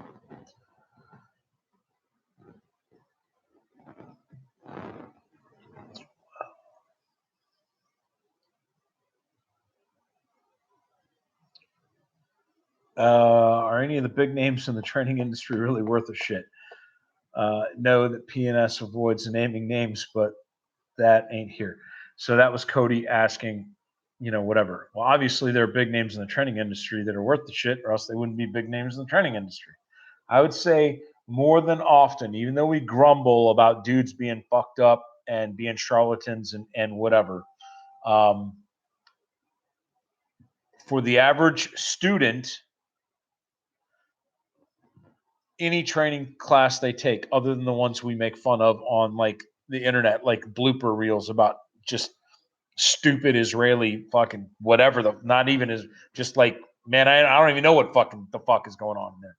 Other than the ones that obviously jump out as being fucking stupid. There are very few trainers out there that you would take a class with that would be a complete waste of your time. Where the rub comes is in business practices. So there are a couple of people that I just know are dishonorable. I just know they're dishonorable, or they're liars, or they have stolen valor, or whatever. And they have a huge following on the internet. And the fact that they lied about where they served in the military doesn't make the class they teach any less beneficial to somebody that doesn't know any better. But they lied about where they served. I'm also not the moral compass of the fucking industry. So it's not my job to go around and say, ooh, that guy, he didn't really serve in that place and fuck him and what, like, that ain't my job. My job is to not ever do business or be associated with that individual. And if I have friends in my tribe that don't know and I see them going down that road, hey man, be an informed shopper. Blah, blah, blah, blah, blah, blah, blah, blah, blah. Here's my proof. Now, go forward and do fucking positive business things in your life. And those people will choose to do ethical things because they're in my tribe. So I find very little of what I see out there complete and total bullshit. I see some fucking range theatrics. I see some peacock, some fucking flustered up peacock shit going on. Doesn't mean it's bad. Doesn't mean that's not how people shoot in a gunfight, man. People don't shoot like a peacock in a gunfight. But that shit sells, man. Those videos, that Instagram, that marketing piece of it, that's what sells. That's what sells classes. People click on those videos and they're like, "Oh, dude, look at that guy. Oh, dude, Arc'teryx pants, fucking blah blah blah." That marketing strategy was was proven to be extremely effective, going back to our Art of the Dynamic Carbine. That DVD completely sold everything, head to toe ensemble. People wanted to be those two guys, bounding and shooting and fucking doing these amazing things with firearms, and they wanted to be that person. And so they wanted to wear the pants that person wore. They wanted to wear the boots that guy wore, or whatever. It's not bad. It's not bad.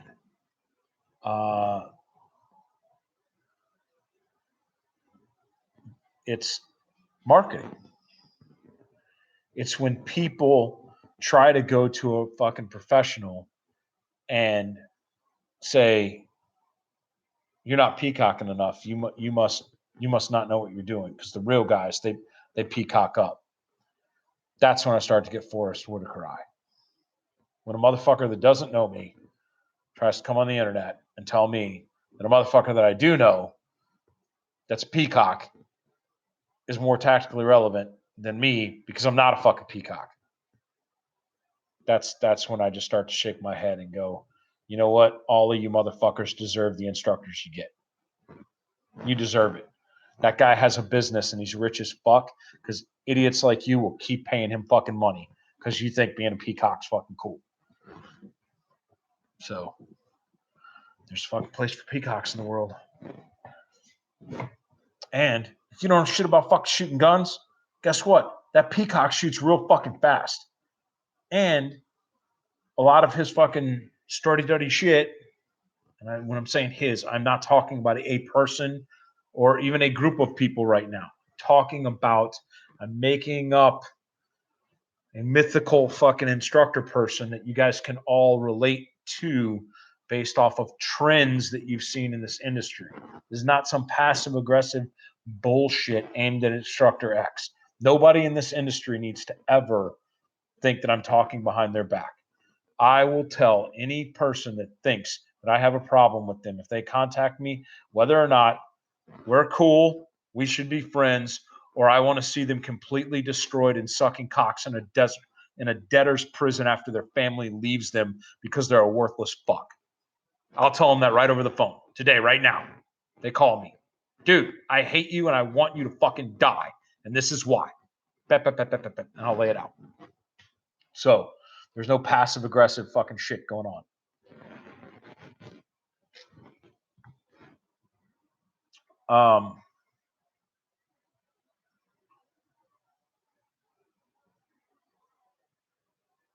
Dovetail or ball detent?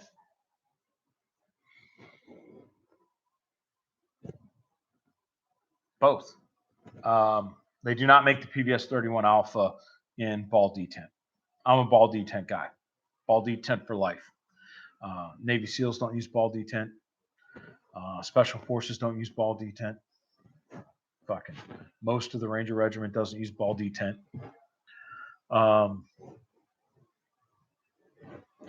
Ball detent provided the best human equipment interface for the military that the industry could come up with based upon a requirement to be able to rapidly mount and unmount your night vision using one hand.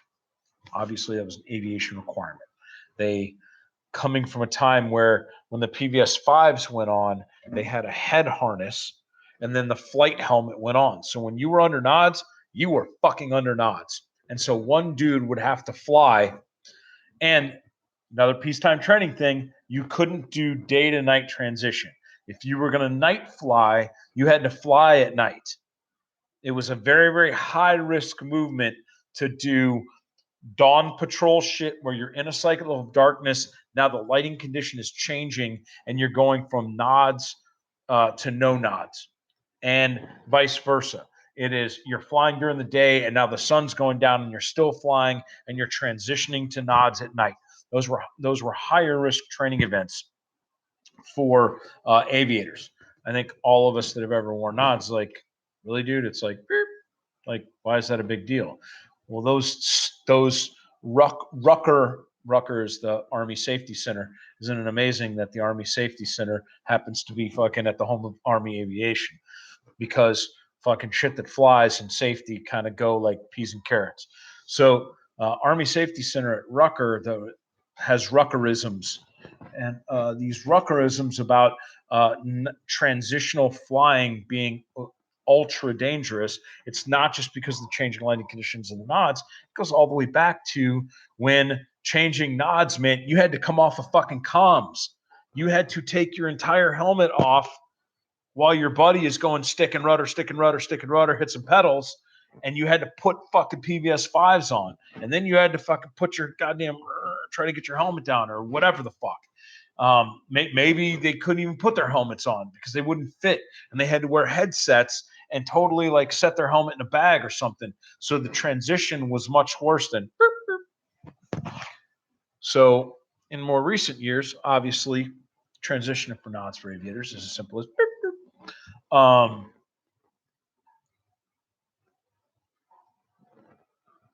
That crossover to ground application was not just because that nod mount was the best solution for ground people. It was because that nod was the highest quality available in the DoD.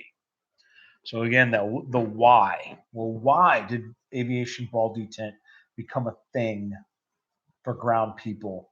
It wasn't because it was more durable or better necessarily, especially when the aviator ball detent mounts up until recently or a $500 piece of plastic that was never ruggedized for ground application. Still got one on the front of my fucking airframe right now. It was because the nods that attached by ball detent were the highest quality available for the military. So until we got into the making our own nods business, SOCOM, writing requirements for their own special night vision, you were using what the Army was fielding. And the Army fielded the best night vision, better tube spec quality, better human fucking equipment interface through the aviation community. That's where that came from. I used to transition back and forth, up and down, frequently, on a larger job. I would go white light to nods 40 or 50 times in less than 20 minutes. Flip up, go in a room, do work, spin around, flip back down. I might keep my nods up for 8 seconds, and then I'm back down, pulling security long, moving. Flip up, go in a room, flipping back down, moving. And so up, down, up, down, up, down, up, down, up, down, up, down of the nods was made easier with the aviator ball detent. I could grab the tube, I could get right in, pop the adjuster, the release button, and rotate those fuckers down. And I could come in under them, pop the button, flip that fucker right back up. And I wasn't forcing the nod. Wilcox ended up trying to replicate the flip up, flip down capability of the Aviator's ball detent with the dovetail. Problem was, because of how that interfaced, it pushed the nod way further out. So the CG on the PBS 15, which was the first dovetail that the Navy guys used, looked like deer antlers. When the dude flipped up the nods were way out away from their head and they stuck up way high. So for dudes that did shit like break and rake and climbing in windows under white light, flipping your nods up and having nods that were way up here was bullshit. Aviator's ball detent rotated the nods on a pivot point and kept the nods closer to the helmet for a better CG. And they were protected by the helmet because they did not stick up as high. They weren't out here just getting the shit beat out of them. So the 31 and its ability to fold back, which started with the 15, a lot of that was an effort to make the CG better on.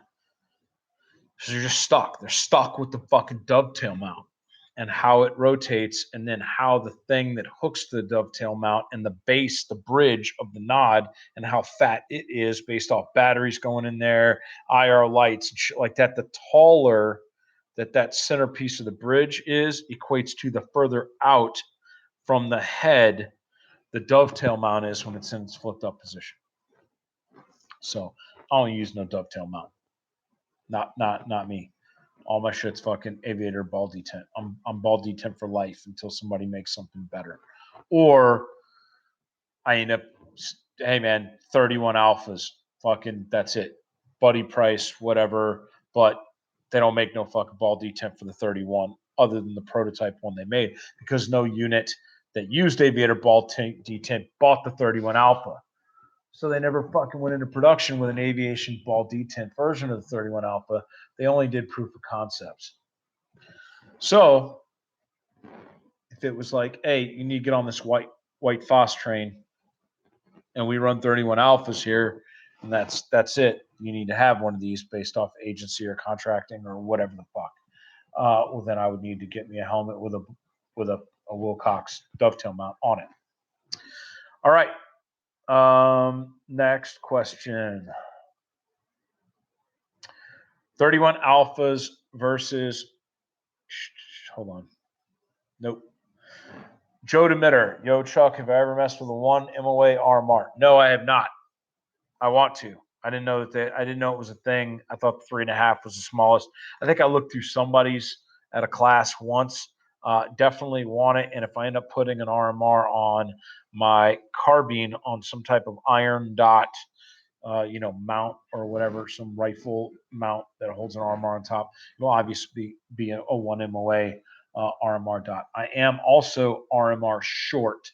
I've got two Glock 34s getting that need to get slides cut, a 19X that needs a slide cut. All of these are off at Overwatch now, and then Overwatch is going to send them to ATEI, but ATEI is not going to cut them for RMRs until I give them the RMRs. So I've got one RMR and 3 guns that need to get cut on by Dougie. So I'm going to end up having to buy some more RMRs shortly. And then I've got a CZ that's sitting at the custom shop, getting an RMR plate on it.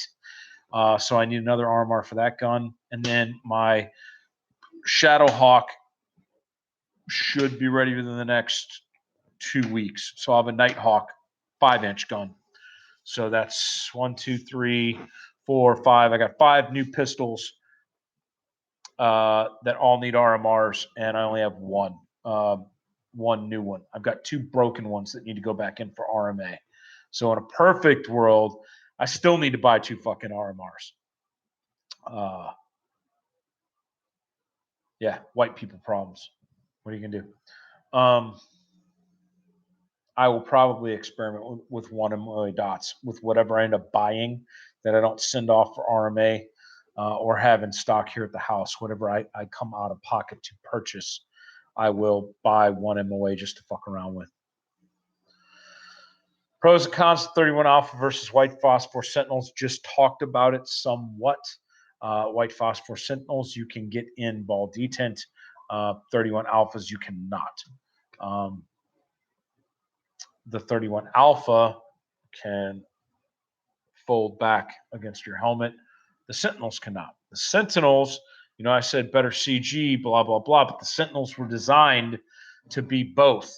And so in the ball detent world, those Sentinels do stick out further than other ball detent goggles of that genre or style. My PVS 23s and Anvis stick out less than Sentinels because Sentinels was designed with an adapter piece for the ball detent. They were built around the idea of being a dovetail first. And so the ball detent adaptation of the Sentinel is not the most close to my head that I've ever used. So still a Sentinel fan though. Still a Sentinel fan. Love them. That's why I haven't gone White Phos yet. My green Sentinels are just cranking away. Dano 762 ATEI RMR milling. Do I do Pro Cut or Universal? I do Pro Cut, and I have not had an issue swapping. I fucking force those motherfuckers down in there. I have had to take vice grips and pinch the side of my RMR to pull it out of there, and I have had to line up new ones and gently tap to get them down in there.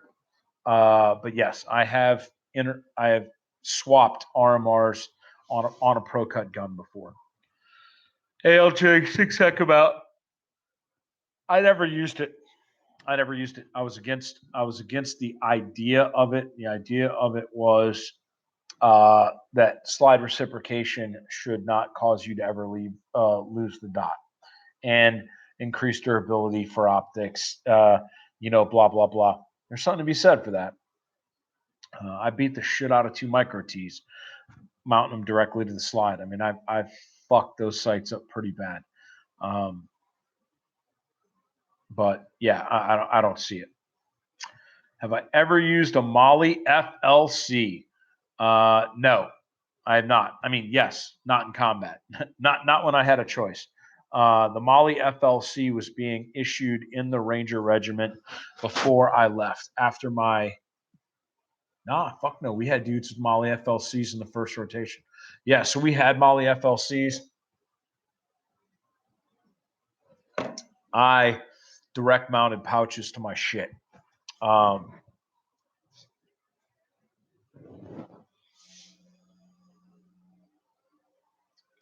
Our guys that did wear the Molly FLC, they wore it like a rack.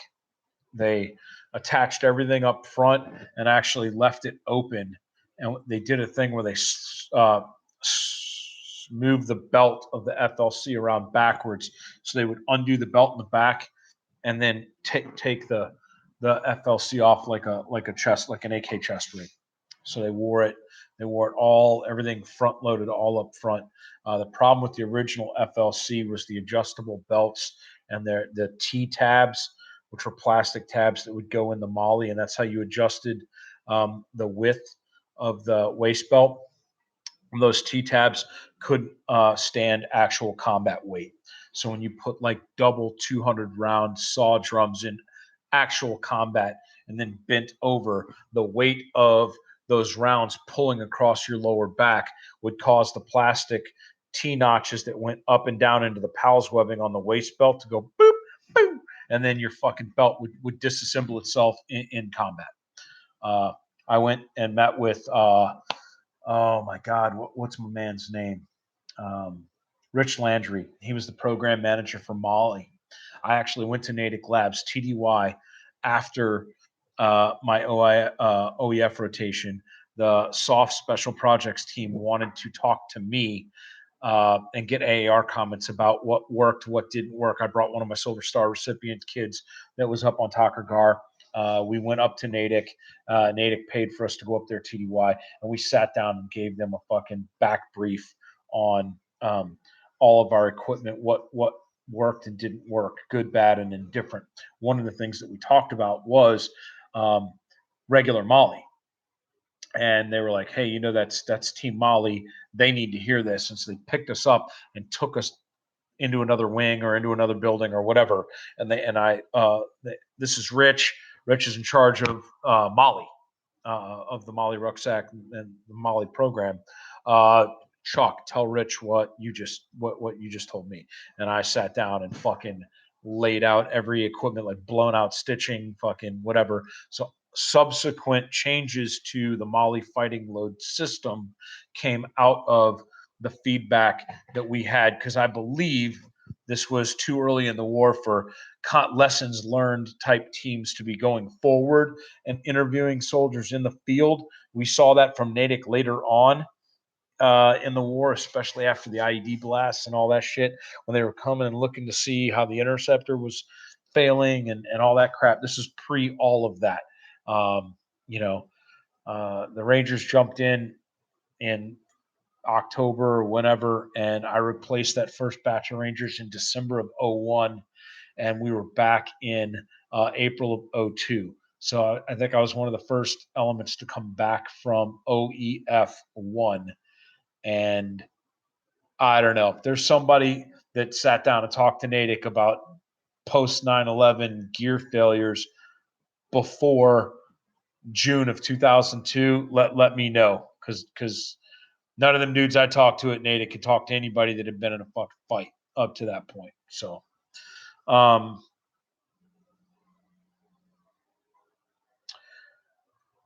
do you find there to be an incongruity between range and training safety rules and how things go in the real world, specifically with muzzle sweeping, people down range, et cetera, et cetera, et cetera?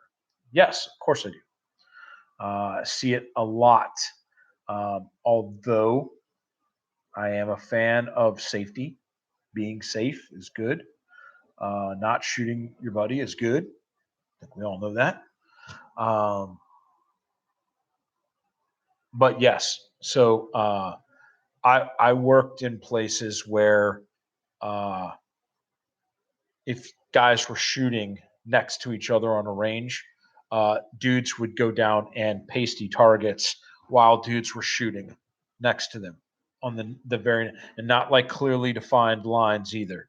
Like bunch of dudes online, bunch of target silhouettes online, and guy walks straight down, whip out his brown tape and start taping up a USPSA or IPSC target, and dudes are cracking rounds through the A zone to his left and right. That was what that's what hot range meant. It didn't mean you walked around with a loaded gun. It meant the range didn't go cold.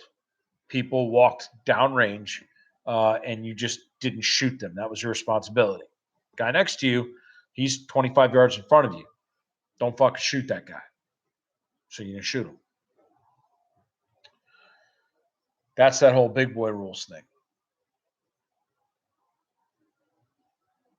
How can a range or an agency like a police department or an instructor buy into that level of liability? You know, those range SOPs, the exceptions to policy that were signed off and had risk assessments and shit behind them that were on file in the organization's safety office, those were all predicated on being able to lay out every person has been through the same training, every person is operating at this minimal standard or better. And because the minimum level of performance is here, we can ensure that jackassery is not going to occur here.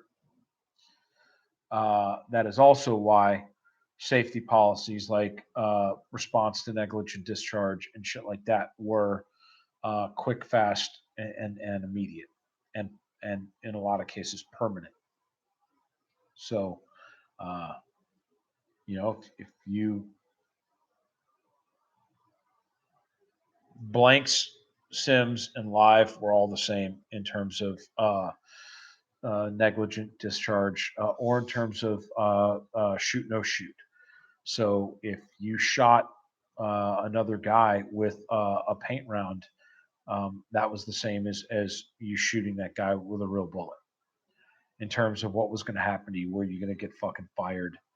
Um, all that stuff, everything that comes with that. So if you've never seen somebody have a momentary lapse in judgment, let a round go, and then lock and clear their pistol, load up their range bag, and drive away, and then immediately go tell them themselves, and then 14 days later they're gone. If you've never seen that, it's a pretty sobering situation to see to see that to see um, people self police, self regulate, um, and it's illegal, moral, ethical. You know, what do you do when nobody's looking? Um, so when somebody can have a negligent discharge by themselves and drive to a phone and then get on the phone and then call their boss on a Saturday and say, I want you to know that I'm out here all by myself and nobody saw it and I just had a negligent discharge and I want you to know that I'm fucking fired. That's a pretty big deal, and I just don't think that people understand. I really, even with all of the shit that's leaked out and all of the celebrities and former military and people that have taken these classes, like I still don't think that most of you can even grasp uh, the level, um, the A game that certain entities were bringing, and the people that were in them, their character, their moral fiber, their integrity, everything. And that's why coming into this industry has just been like, come on, guys. I am used to being around better fucking human beings than this. You can't tell me this is how fucking human beings treat each other out here. Yep, this is how to do it.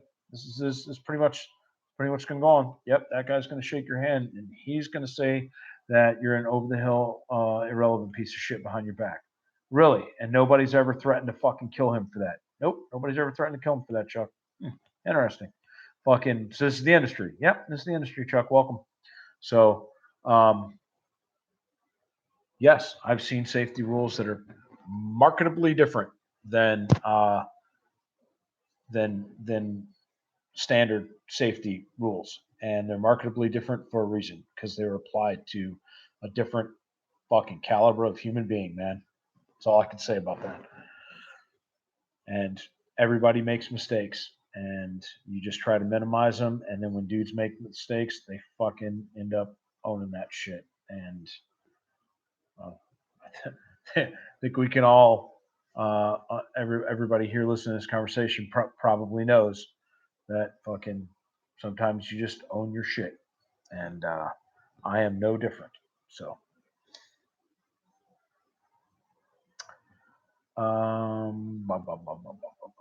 Kip Foreman, what is the most expensive thing the fur missile has destroyed? Thanks. My fucking fur missile doesn't destroy anything. I can leave that dog in my car with $3,000 worth of Arc'teryx jackets and Gore-Tex, and she is not going to eat up anything. She does not get anxiety and start destroying crap. Uh, I can leave her in this house unkennelled. She is unlike any Mal that I've ever seen in my life. I mean, I'm sure that she has chewed up something accidentally, something that she didn't know was bad, but I can't off the top of my head think of something that my dog killed that that made me want to kill my dog. So I'm blessed to have her. Chris Tuning. Any tips or tricks for improved one-handed pistol shooting? Strong or weak hand? How often do I practice one-handed shooting? Practice one-handed shooting every time I go to the range, even if it's just to shoot a couple of rounds or whatever. I consider it I consider it very important. I do apply a little bit of inboard cant when I'm shooting with one-handed, um, because I was taught to do that, and because I was told that when you do that, and I think this goes back to like the old 1911 days. So when you had your arm locked out and you were shooting the old 45, that as the gun bucked, sometimes it would recoil out in a way this way, and sometimes it would recoil out in a way this way, and sometimes it would come straight up and down. And I think somebody along the way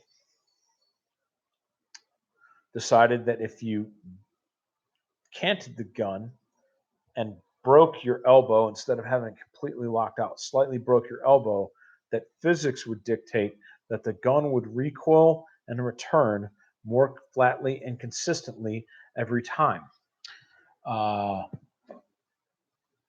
And I don't know if that's bullshit or not.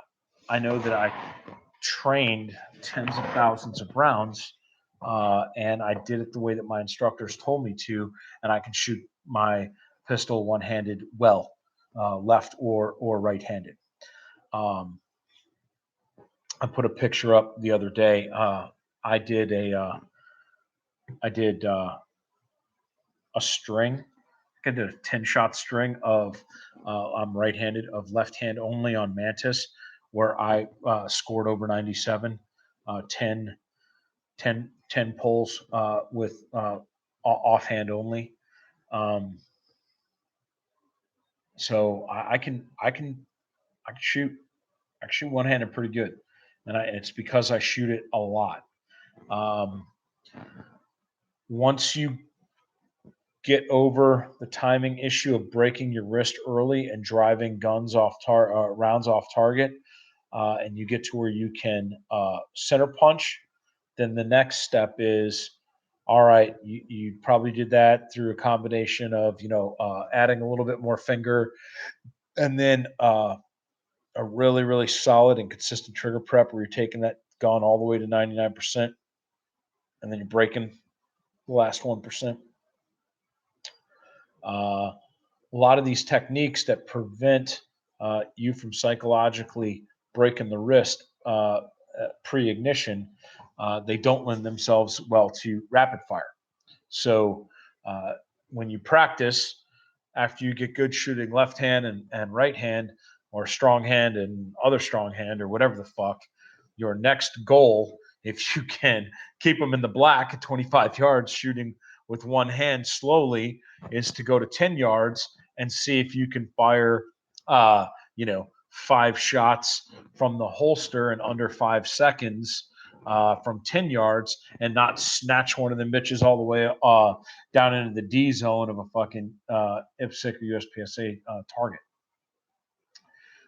The recoil mitigation, not just the recoil mitigation to be able to track the gun back and find your dot, which can be hard. Shooting red dot pistol weak-handed is really hard. You can lose that dot and burn a lot of time on the clock.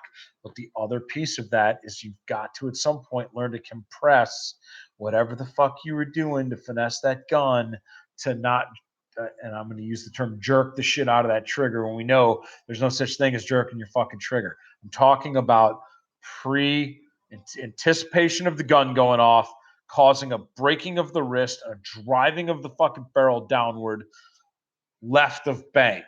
Movement of the gun pre-ignition, based off a mental command to stop that gun's recoil before the recoil actually happens.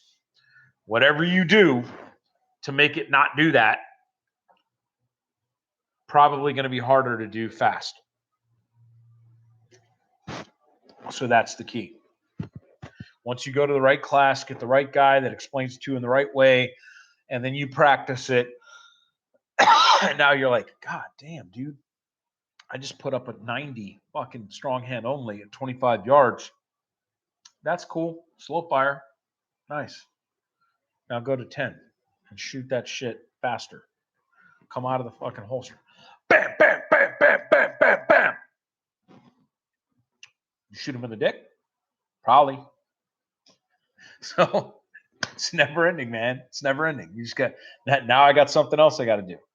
I got to get this breaking wrist anticipation thing, and I got to compress it and be able to do it in a shorter timeline because I ain't got no time to be fucking about right now. This shit's rapid fire. Steve Bieber, do you know? No. I know that I don't think he knows. I don't think highly of the MP7. Is it just a function of small bullet, or is there something else to it? MP7 is also not very accurate. Thing's supposed to be, able to punch soft body armor at 200 yards or whatever, but it shoots minute of a fucking pie plate at 100. That gun shoots as inaccurately as my fucking MP5K at 100 yards. It is an 8 to 12 inch group at 100 gun. And my MP5K was probably a 6 to 8 inch group gun at 100 yards. That fucking gun grouped horribly. I love the MP7, like for the ergonomics of it and the small size and whatever. If it just killed people, it'd be cool. But it didn't just kill people. Like I would have accepted minute of a pie plate if the bees had been more deadly, but the bees weren't more deadly. So besides my actual father, who are some others that I've looked up to during my life and during my career? My first one was my platoon sergeant, first person that was killed in the Army when after I was in. Not true. Kid fucking hung himself third day of my basic training class. We found his ass fucking swinging. He wasn't really swinging. He was actually still on the ground before PT the next day. But first person I knew, first teammate, was my platoon sergeant, killed in a helicopter crash, along with my battalion commander and a bunch of other people. You can look it up on the internet. Operation Embryo Stage, 29 October 1992. It's a crash of an Air Force HH-60 Pave Hawk into the Great Salt Lake. There's a monument out on the causeway going to Antelope Island National Park that has the names and pictures and talks a little bit about whatever. Harvey was one of the hardest motherfuckers that I ever met, and he was technically sound for the tactics that we were using. He was tactically sound for the tactics we were using at the time, which was all nom patrolling like shit. Dude had been in RRD. He was Whiskey Niner, so he was a Halo god when we still had paid Halo slots. But then he quit Halo status. He had a bad jump, and he fucking terminated his Halo status. He almost died off the coast of Hawaii, tumbling to his death. His automatic deployment device fired while he was tumbling, and he managed to get to the ground with at least a partial canopy. But scuba dude, he was the oldest guy in my company. He was 37 years old. He was older than my first sergeant. My first sergeant was 36 fucking years old, man. We were young in the regiment. Looking back at it, we were fucking insanely young for as many years and as many hours as we spent training. We were just fucking kids, man. So my first sergeant was 36. My platoon sergeant was 37. Harvey had 3 DUIs, 3 of those motherfuckers, and still made E8.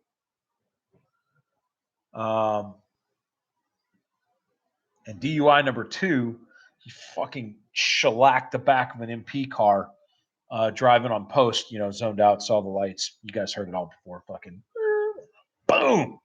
Fucking totaled a fucking MP cruiser. Still made E8. Different army back then. Stone cold alcoholic. Drank Miller Lite. Was divorced. He'd leave work and he'd go to the Dewdrop Inn, which was walking distance from his house. Go to the Dewdrop Inn in fucking Savannah, and he would drink himself sideways. He'd stagger home and he'd go to bed and he'd come to work the next morning completely fucking schnockered. And then he would take us out on 3 to 10 mile non-standard run where we were doing no mile under 7 minutes a mile. And he would run until the entire platoon had fallen out, except for a couple of the gazelles. And I was a gazelle back then. I was running 2 miles in about 11. I think my best time was 11:08. I was running sub 11:30, 2 miles, and I just remember him vomiting on himself. It's just reeked the smell of beer. But this guy's putting out a 5:15 first mile. Insanely fucking fast guy. He could run 2 miles at 37 years old. He could run 2 miles in 10 minutes and 35 seconds. And he fucking died. And I went to LaGrange, Georgia, and I fucking buried him. And I was a casket guard, and I had to stand there at fucking parade rest next to his closed casket. And I had to listen to his fucking family come through screaming and beating on the fucking coffin. His 10-year-old trying to open it up, saying he wanted to see his daddy and shit. Pulling the flag and trying to push the coffin up. I want to see my daddy. Tears running down his face. Harvey's 10-year-old son. Kid's fucking 30 years old now, man. It's fucking insane.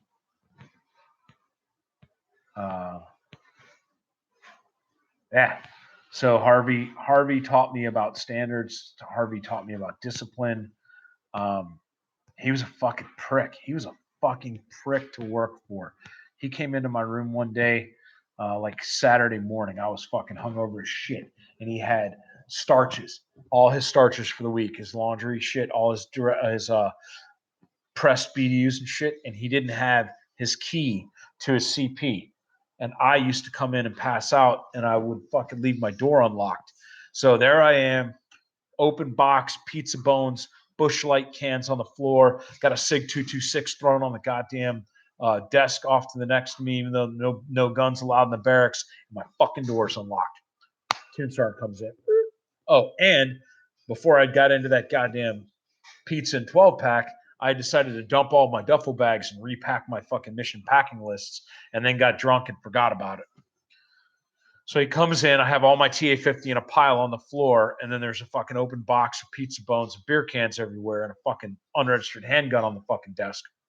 Harvey comes in, Specialist Pressburg. Hey, what's up, Sergeant Moore? Can I put my laundry in your wall locker? Forgot my keys to the CP. Yeah, no problem, sir. So he hangs the shit up. He starts to go out, and as he's closing the door, he opens it back up, and he goes, "Huh? How long do you think it's going to take you to clean this room today?" And I said, "It's probably going to take me most of the day, Sergeant." And he's like, "Yeah. Well, have your weapons squad leader come into work and have him call me when this room is cleaned." And I had to call my fucking squad leader on a Saturday and tell him to stop what he was doing with his kids and to drive into work and to sit there while I cleaned my fucking room as a tabbed out, Ranger qualified, tabbed out Spec 4. And then when my room was completely SOP'd to 75th Ranger Regiment, room SOP standard, then my squad leader could call the platoon sergeant and get released from his Saturday additional duty of babysitting his tabbed out Spec 4. That was Harvey. Caught a kid with jungle boots that had eyelets that had The blackening had worn off from the laces. Made that motherfucker do a 12-mile road march around fucking Hunt Army Airfield with a full mission pack and a gallon of black paint and a brush in his Alice pack. And he had to stop every mile and paint the eyelets on his boots and then march another mile, paint the eyelets of his boots, march another mile. 12-mile ruck on Saturday because platoon sergeant could see silver in his eyelets. Didn't learn anything about killing people from Harvey. I learned about discipline, though. I learned about standards. I learned about care of equipment. And I learned about, ethics, I guess. I don't know. All right, moving on. It's enough about Harvey. Fucking great dude. Total prick.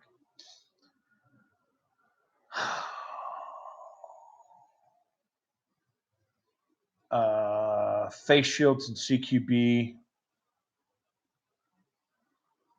Why is the European LE have adopted face shields in CQB, but the US has not?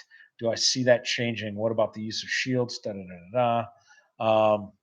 Which we certainly use in the US, but we do not see them used as much as guys over in Europe do, both on the military and LEO side. A lot of it has to do with offensive versus force protection mindset. A lot of what you see, especially with this new migration back to light is right with U.S. domestic SWAT and whatever, it's based upon the fact that your force protection equipment, once it becomes restrictive and it affects your offensive actions, it's counterproductive. In an HR job, my human life, my limbs, my digits, the use of my arm, all of that doesn't fucking matter. The hostage's life is the only thing that matters. And if we have to lose every fucking dude in that stack to get that crack whore out alive, if that's the HR job, that's the HR job. Others don't embrace that. Bottom line, the officer's life, it's important, and fucking yada yada yada yada yada. So these things, these tools, as soon as they get brought in, because I also believe the adage of if there's nobody left alive to save the hostage, then what the fuck? So if I can save the hostage and nobody gets hurt except for the hostage takers, or save the hostage and lose half the assault force, I'm going to choose for the former. So I'm not anti-shield. I'm not anti-armor. I'm actually pro-armor. I'm anti I don't have a cheek weld, so I can't fucking make a low percentage shot while moving across a room at full speed. And that's what full face shields are giving you, is an inability to shoulder your rifle to return fire, or hopefully to initiate fire, and use precision application of deadly force in a lethal manner that results in the termination of suspect behavior that could be harmful to either the assaulting element or the hostages.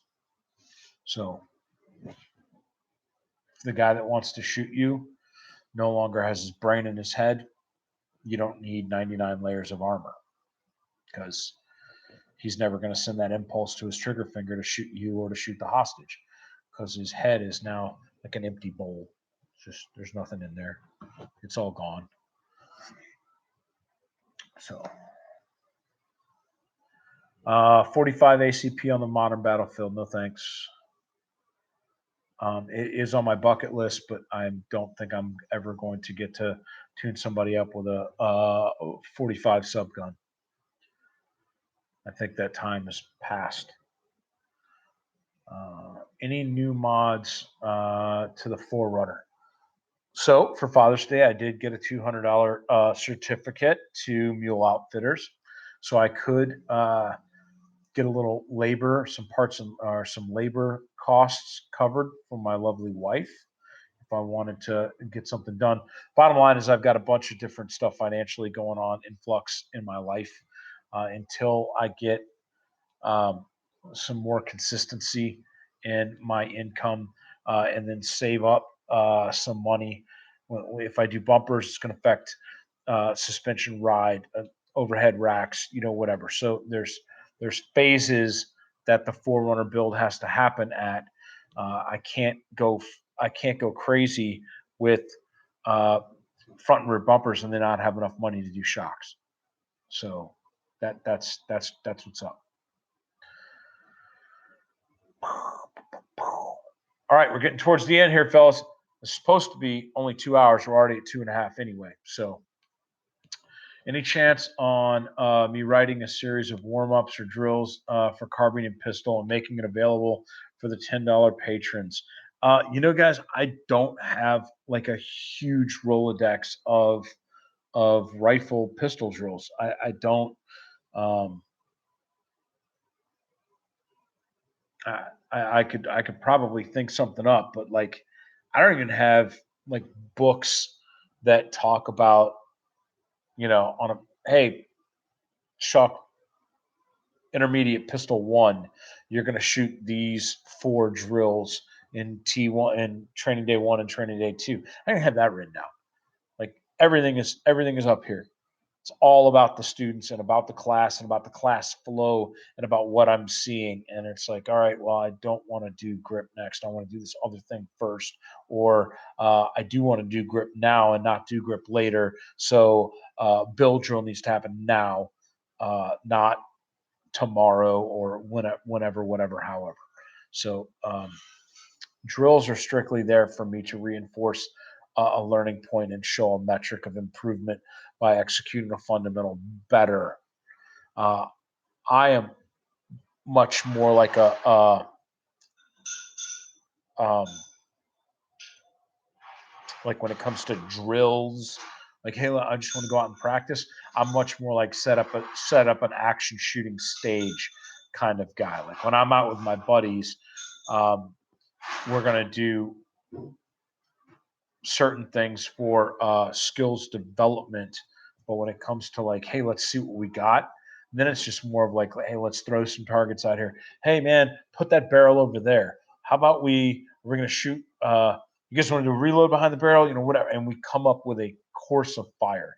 And then we run that course of fire. And that course of fire is literally based upon the trash and barriers we have available, the amount of target stands, the width of the range, how long it's going to take to recock that. Do we have steel? If we have steel, how much? We're shooting it rifle. We're shooting it with pistol. Do we have frange? What are the limitations? And then within the constraints of all the equipment and the constraints we have, we just put something together and then we all run through it and then we compare each other's times and we look and we see where we gained and lost and whatever. Um, but I could probably come up with a list of like, you know, whatever, Bill Drill, El Prez, 1 to 5, like, my top five uh drills that I can think of off the top of my head or whatever that I would do. Um, give me some time to stew over that. Ryan Sawyer's asking, what open enrollment classes do you plan on offering? What states do you plan to frequent? Uh, I will go anywhere that the students are at. I fly a lot as it is being in the Pacific Northwest. I go all the way out to the East Coast at least once per month. So when people ask, well, where are you based out of? Why does that fucking matter? If you tell me you've got fucking 15 dudes willing to pay $500 each to come to some shit, guess what? I will $1,200 round trip first class. Fucking Misha, you got some leg room up in this bitch. Fucking fly to wherever the fuck you are, get in a rental car, and show my ass up at your range. That's a fact. Um, when I get big time and I'm all established and shit like Fisher and these other guys, where I can be like, oh yeah, well so and so's hosted me the last 3 years, and then I start doing my Pat Rogers fucking ring route of instructors. Well, I'm gonna go from here, then I'm gonna go from here, then I'm gonna go to here, then I'm gonna go to here. That's great. That's how I want to do business. That's how you save money, and you save money. That means you're making money, right? Instead of putting it in gas or plane tickets, I'm buying more fucking RMRs or whatever back into the business. But that's like year 3 plans. In year one, I'm just trying to figure out what fucking hosts can actually fill a class and aren't just trying to get a fucking free slot. So it's going to take time to vet the dudes that are asking me to come and see where they're at before I'm going to be like, yep, that range was legit. There was no headaches. These students were fucking good. That host is a fucking honorable cat. He fucking treated me well, whatever. I would love to come back out here and train with these dudes again. Then that guy goes on the list. Once you got the list of the hosts that are good to go, that's when you could start trying to synergize the calendar where you can geographically be close enough to go week after week after week after week or weekend, moving around and doing your shit. Fly to the East Coast once, get in the truck, drive up to Ohio, drive down through Texas, drive through Louisiana, Florida, up into Virginia, fucking hit a class in Pennsylvania, whatever. That is business model wise way beyond my shit. Right now, it's can you fill a class? When? Okay. So people are asking me when am I available? My entire calendar is on presscheckconsulting.com, which takes you actually to the ODS page. It is synced to my fucking phone. So there's an info at PressCheck Consulting calendar, which is synced to my Google shit, whatever. When you call me up, talk, whatever, and we lock in, we're like, yeah, Pennsylvania, 9-10 September. As soon as I put that shit in and hit save, it populates to the website. If I'm going to a trade show or if I'm going to a family reunion or some shit that you people don't know about, the motherfucker will say busy. I'll populate my work calendar with my personal event and I'll have it blocked off as busy. So if you want to know if I have second week of November open in 2020 right fucking now, go to my website. It says it. Go to Josh's website. It says it. So that's my point. If there's white space and you want in that white space, hit me up. Hey, I noticed that in 2019, April 17th and 18th, you have it open. Where the fuck you at? Maryland. Cool. You can get over 10 dudes? 2-day pistol? Absolutely. Absolutely. Probably going to be fucking 20 dudes. Yep, roger that. Done. Done. It's that simple. That's how hosting class works. That's how Chuck being an instructor works. Fucking, all right, man. Dude sold out 15, 20 people 90 days before the class. Targets are going to be there. It's only pistol, so I ain't got to worry about fucking AR-15s in Maryland. I'm going to fly into North Carolina 2 days prior. I'm going to see my kids. I'm going to get in the fucking Raptor. I'm going to drive up Interstate 95. I'll see homie there fucking Friday night. Boom. Done. All right.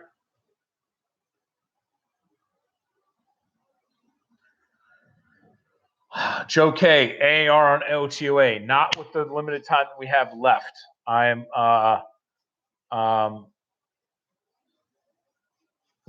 that's gonna OTOA and the gear discussion is gonna have to be its own episode for a different time. But I promise you guys I will do some gear show and tell. I tried to keep most of my gear back together. You guys see I got my hatchet up on the wall back there. I found it in my storage locker.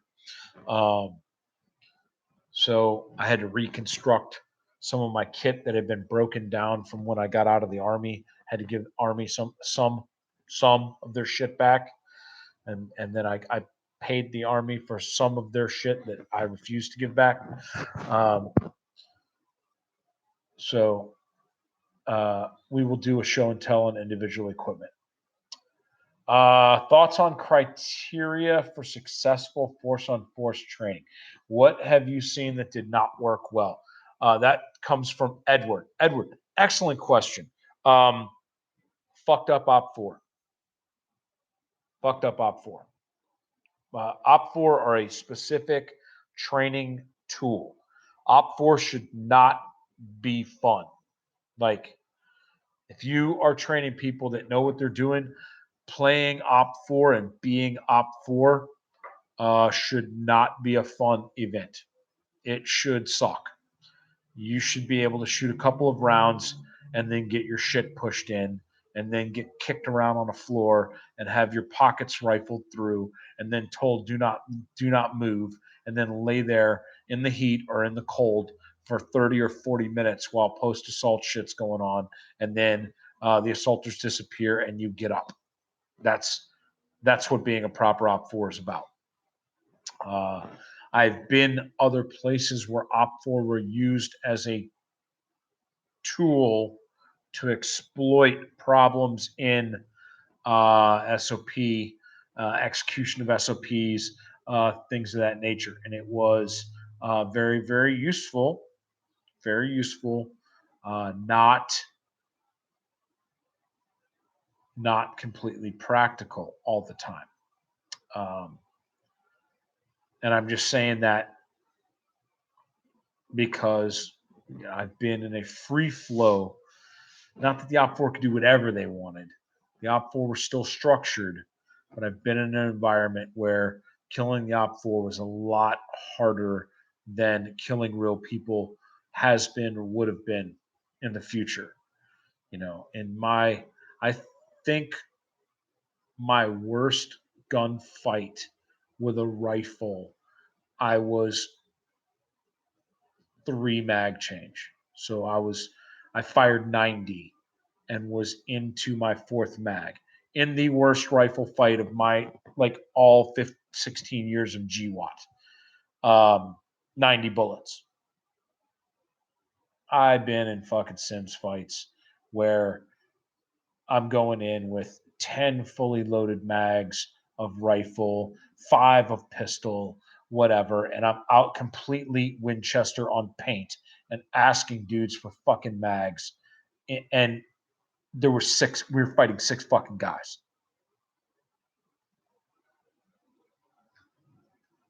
The context of what the Op4 were doing and what the lesson to be learned has to be there. And if people leave that environment where they got that lesson, aka that ass whipping, and they think that they need to carry 10 magazines and 5 pistol mags in real life, now we're fucking up. Now we're fucking up. Because I'm trying to teach that SWAT man to take every double stacked fucking 5.56 mag pouch off of his fucking gear. But I got dudes, but that one time when I got the shit kicked out of me playing Sims, I ran out of ammo, and that ain't never going to happen again. So this is why I'm running 4 D60s on my warrant service belt. Stop.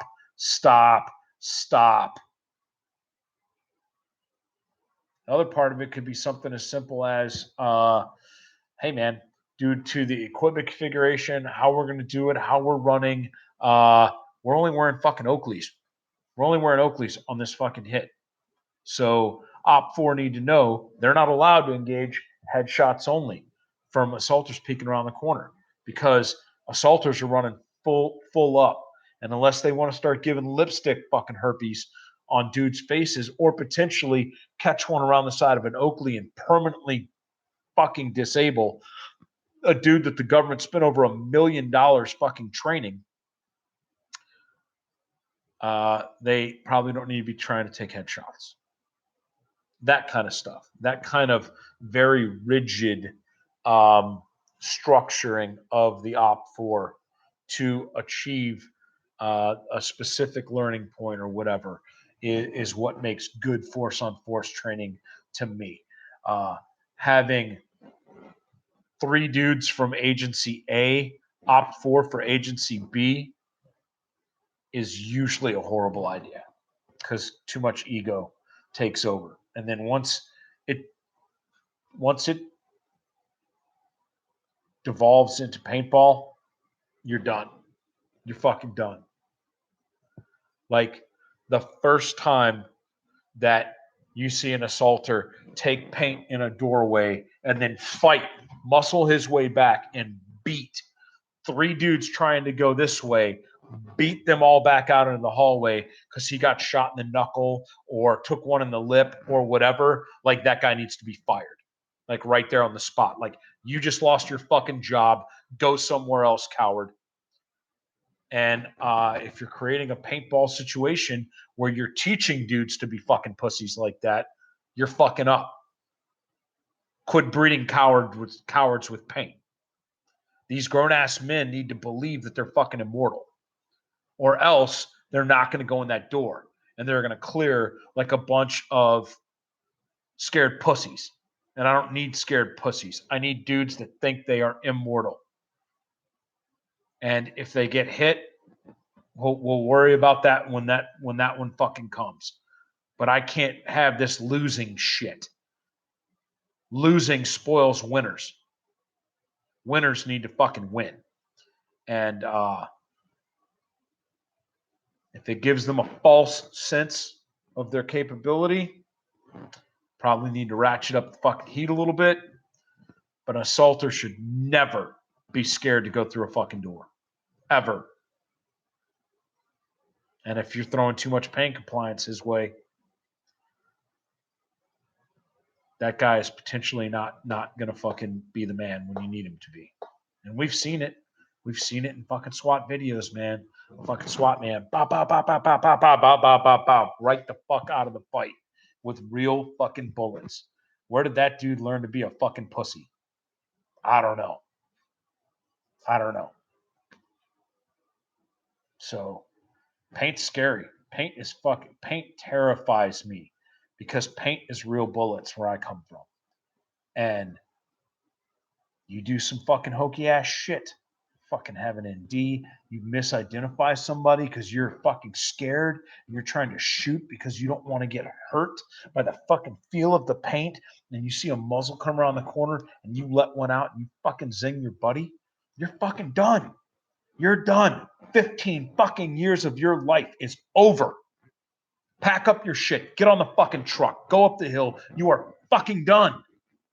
You're done. Have fun back in fucking first group, motherfucker. You are done. One round of paint. Your whole fucking career is over. Training with paint fucking puckers my booty hole. All right, quickly. We will cover the stuff that you guys put on here. Not a whole lot of actual participation. That's good. That means most of y'all probably damn spent time with your kids today. Didn't want to listen to my fucking shit. Yeah, we talked about T2 versus M5. JD asking Delta Point Pro versus RMR 06. RMR 06, yo. Delta Point Pro I had one break this weekend with a student on his gun. Fucking put fucking 30 clicks down on that bitch, 25 yards, trying to get him zeroed. And shot to shot, I was shooting over 6-inch group. I guarantee you, bam, gun, boop, dot move, bam, boop, dot move. My shot group was like that at 25 with 4 shots. Bap, bap, bap, bap. And that was after 10 shots. Dot actually went up after I dialed it down 10. Fuck it. Dial it down 20 more. Didn't go down anymore. Went over right and then fucking opened up to a 6-inch group. So the filament of the azimuth and elevation adjusters that push the emitter of the little LED thing in the thing that projects on the thing were broke. That fucking thing that projects the thing on the thing was going in there, right? Technical shit. Also, RMR, also Delta Point Pro's battery life is dog shit. And finally, Delta Point Pro does not handle water, not like water logged, but like water droplets affecting the emitter, preventing you from having a usable reticle to shoot during high rainfall, mist, spray, fucking salt, or whatever the fuck. RMRs just work better wet. It's something of the coating, something they've done with the LED on the transmission side, whatever. Blowers posted that thing like 3 years ago where he filled his RMR up in a sink and had standing water in it, and then he held the fucking phone behind it for a YouTube video, and you could still make out the reticle. I had a bunch of fucking elite teams doing fucking shooting competition in the rain and came back, and those dudes, after a fucking year of Delta Point Pro is the best thing ever. Man, fuck this optic. Like one day of everybody out in the rain. And they were like, fuck this optic. So I don't own a Delta Point Pro. I shot on some Delta Point Pros. I like that big fat ass field of view. I don't like the fact that you have to go up to go down in brightness. You know, if my gun was outside, set up for whatever, I come inside, I pull it out, and I check my brightness real quick, and I'm like, God damn, I should use to come down a couple notches. I don't like having to go and then to get down. It's just pain in the ass. I like up and down. I don't like this cycling fucking bullshit. Oscillating cycling bullshit.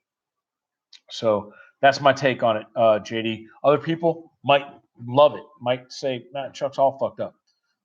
I ain't never seen an RMR last more than 100 rounds on a gun. I'll be like, okay. All right. This dude that had his Delta Point Pro break on him is the first reported mechanical failure of that optic that I have heard of, to be fair.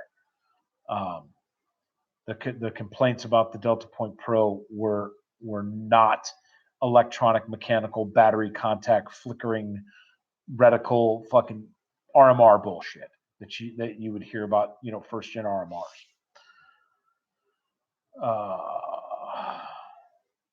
Yes, the LaRue Tactical 101, I guess, is the model for the 5/8 inch. That sounds about right. Preliminary thoughts on the Acro. I don't know. I ain't held one. I don't have preliminary thoughts about some shit. I mean, they're gonna make it boxy. And everybody's like, oh, that means it's not gonna be affected by fucking rain. And I'm like, wait a minute. I shot my fucking T1 in the fucking rain, and having goddamn water droplets on the back of that flat piece of glass has fucked up my LED and how I could fucking see it. So, and on my fucking pistol, on my blaster. So I don't know where people are saying that just because it's enclosed means it's better with rain, but whatever, internet gonna internet. Am I gonna get one? Fuck yeah. I'm gonna get one, and I'll take a gun with a plate and do something and whatever. I won't mill a slide for it initially because it's going to be designed to work with a plate. I'll get an Atom, a Contrit. No, actually, I'm sorry. I've got a prototype Unity slide. All I need to do is unscrew that shit and pull the micro T off. Damn, I'm done. Yes, so when they make the Unity plate for this new shit, I will replace the micro T that I have on my Comp Glock 22 in the back with this bitch, and I'll shoot it, and we'll see how it works out. Logan Young, 2200 Romeo should be Eastern Standard Time. Romeo time zone. Sierra time zone is Central. If I'm fucked up, please, somebody send me a text and say, hey, Romeo time zone is not Eastern time zone. And I will be like, God damn, I've been out of the fucking Army too long. Because I was pretty much sure that Romeo was East, Sierra Central, Tango Mountain. But I could be wrong about that. And I did specify EST in some of the other correspondence, either on Instagram or Facebook. But I'm sorry. You can watch this. You can go back and catch the first hour. Not a big deal, but I apologize. Would I ever put an Elcan Spectre on a gun? Yeah, if it was brand new and I had no other optic, yes. The design is not, the idea is not bad. I used to shoot a lot of fucking arms throw lever shit.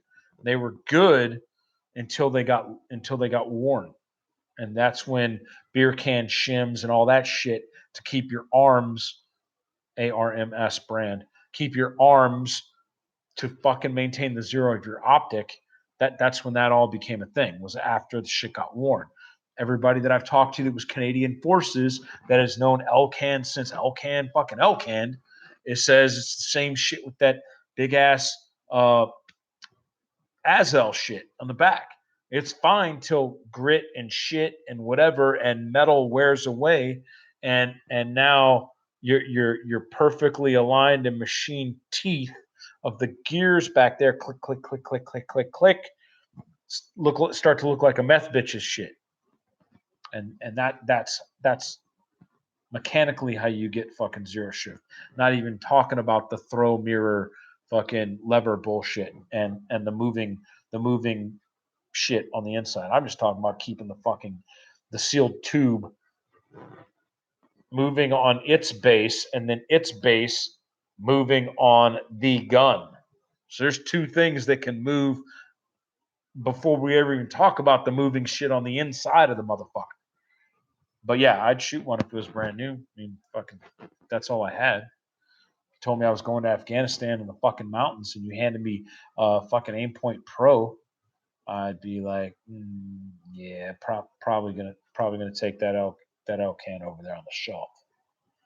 You know, a lot of this military stuff, people are like, oh, but so and so uses, and it reminds me of like the movies like uh, um, Bruce Willis in Armageddon and shit. He's talking about his daughter Liv Tyler being in love with fucking Ben Affleck. He like, that ain't a choice. That's a lack of options. Like that's what I'm talking about. That Alcan is Ben Affleck. It's in the arms room. And just because you seen that shit on a scar and on the motherfucking internets, that doesn't mean that a bunch of dudes sat around and pontificated against an entire arsenal of fucking optics and said, oh, that Elcan, that's the shit. Way better than anything else out there. I'm going to put that on my gun. Fuck no. They walked in, they were like, I need a fucking scope. You mean magnification? Yep, roger that. Here's an Elcan. Thanks, dog. Boop. They put it on their gun and they went out and they shot the motherfucker. So I think people read way, way, way, way, way too much into, well, it's used by the elite, so it must be the best. It can be. It is sometimes not. So, John, I will try the one MOA. I promise. I shall do it. We're talking about going back to the RMR discussion, the one MOA dot on the RMR.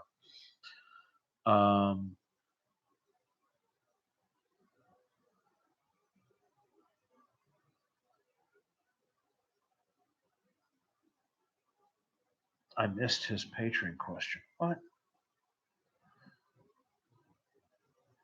Let me look.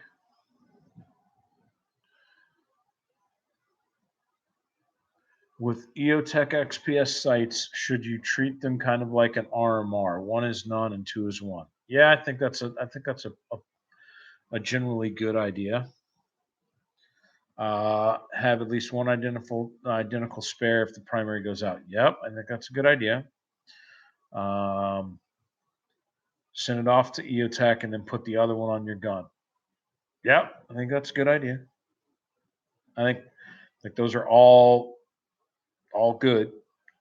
The only thing I would add is that you need to live fire your spare.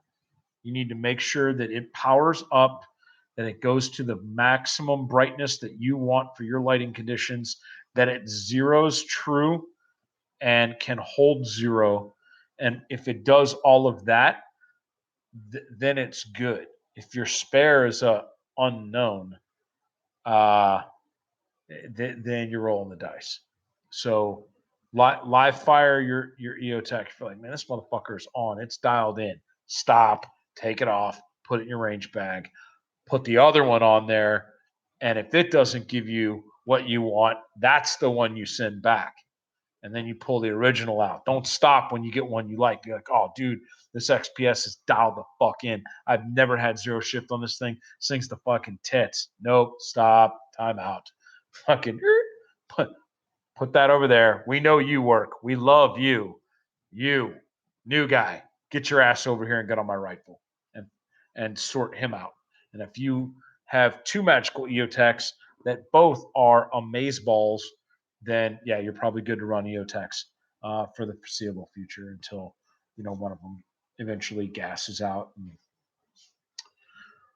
just isn't as bright as it was one day, or starts disappearing towards the edge of the field of view.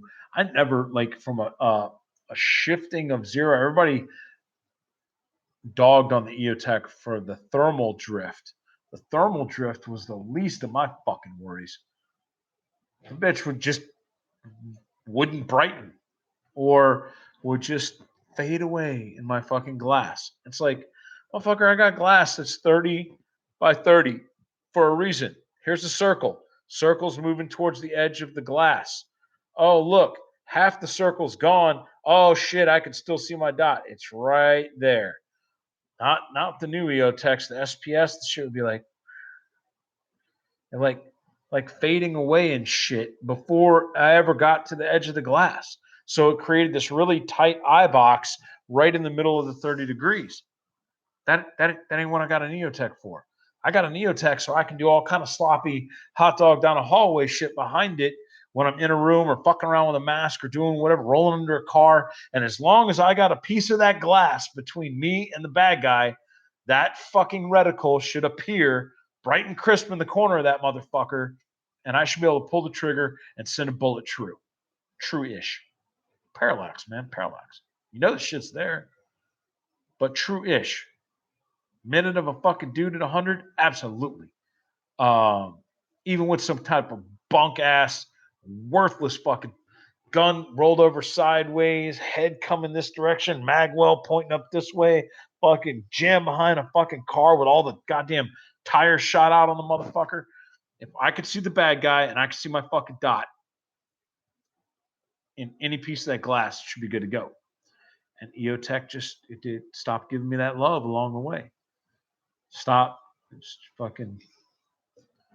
I still found EOTechs that could do that, but I might have to go through 5, 6, 7 of them bitches before I found one that would actually stay bright, edge to fucking edge in that field of view. All right, guys, 3 hours and 7 minutes. That's it. I need to go spend some time with my family. Hope you guys enjoyed it. Talked about some lighthearted stuff, talked about some fucking heavier stuff. Hope I answered some technical questions that you guys had. This is a job for me. Providing content for you guys is one of the things that I am doing in retirement to get income. So it is important that you guys are happy and that you are continuing to want to support my efforts to provide good information out there. So that's all I got. Happy Father's Day to all you dads out there. Get some sleep. The work day starts again tomorrow. I got to get up, drive to the airport, and pick up one of my kids. So I'm going to have 2 of my sons here on the West Coast with me. Pretty excited about that. So no more Patreon content. You guys might catch a range video out of me or something. I'm still probably going to go shoot the Tuesday night match or whatever. But no Q&A next Sunday. Probably two weeks until we do another Q&A. But think about your questions, write them down, and if you guys want me to skip a Q&A and do one of the videos instead, do an AR layout or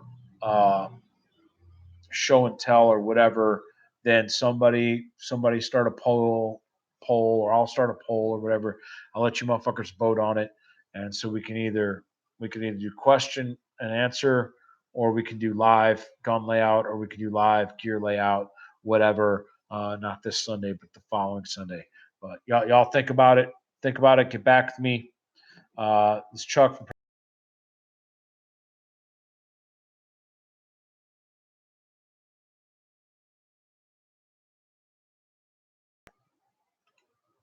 wants to figure out how to turn this off. In stream. Got it. Now I'm really out.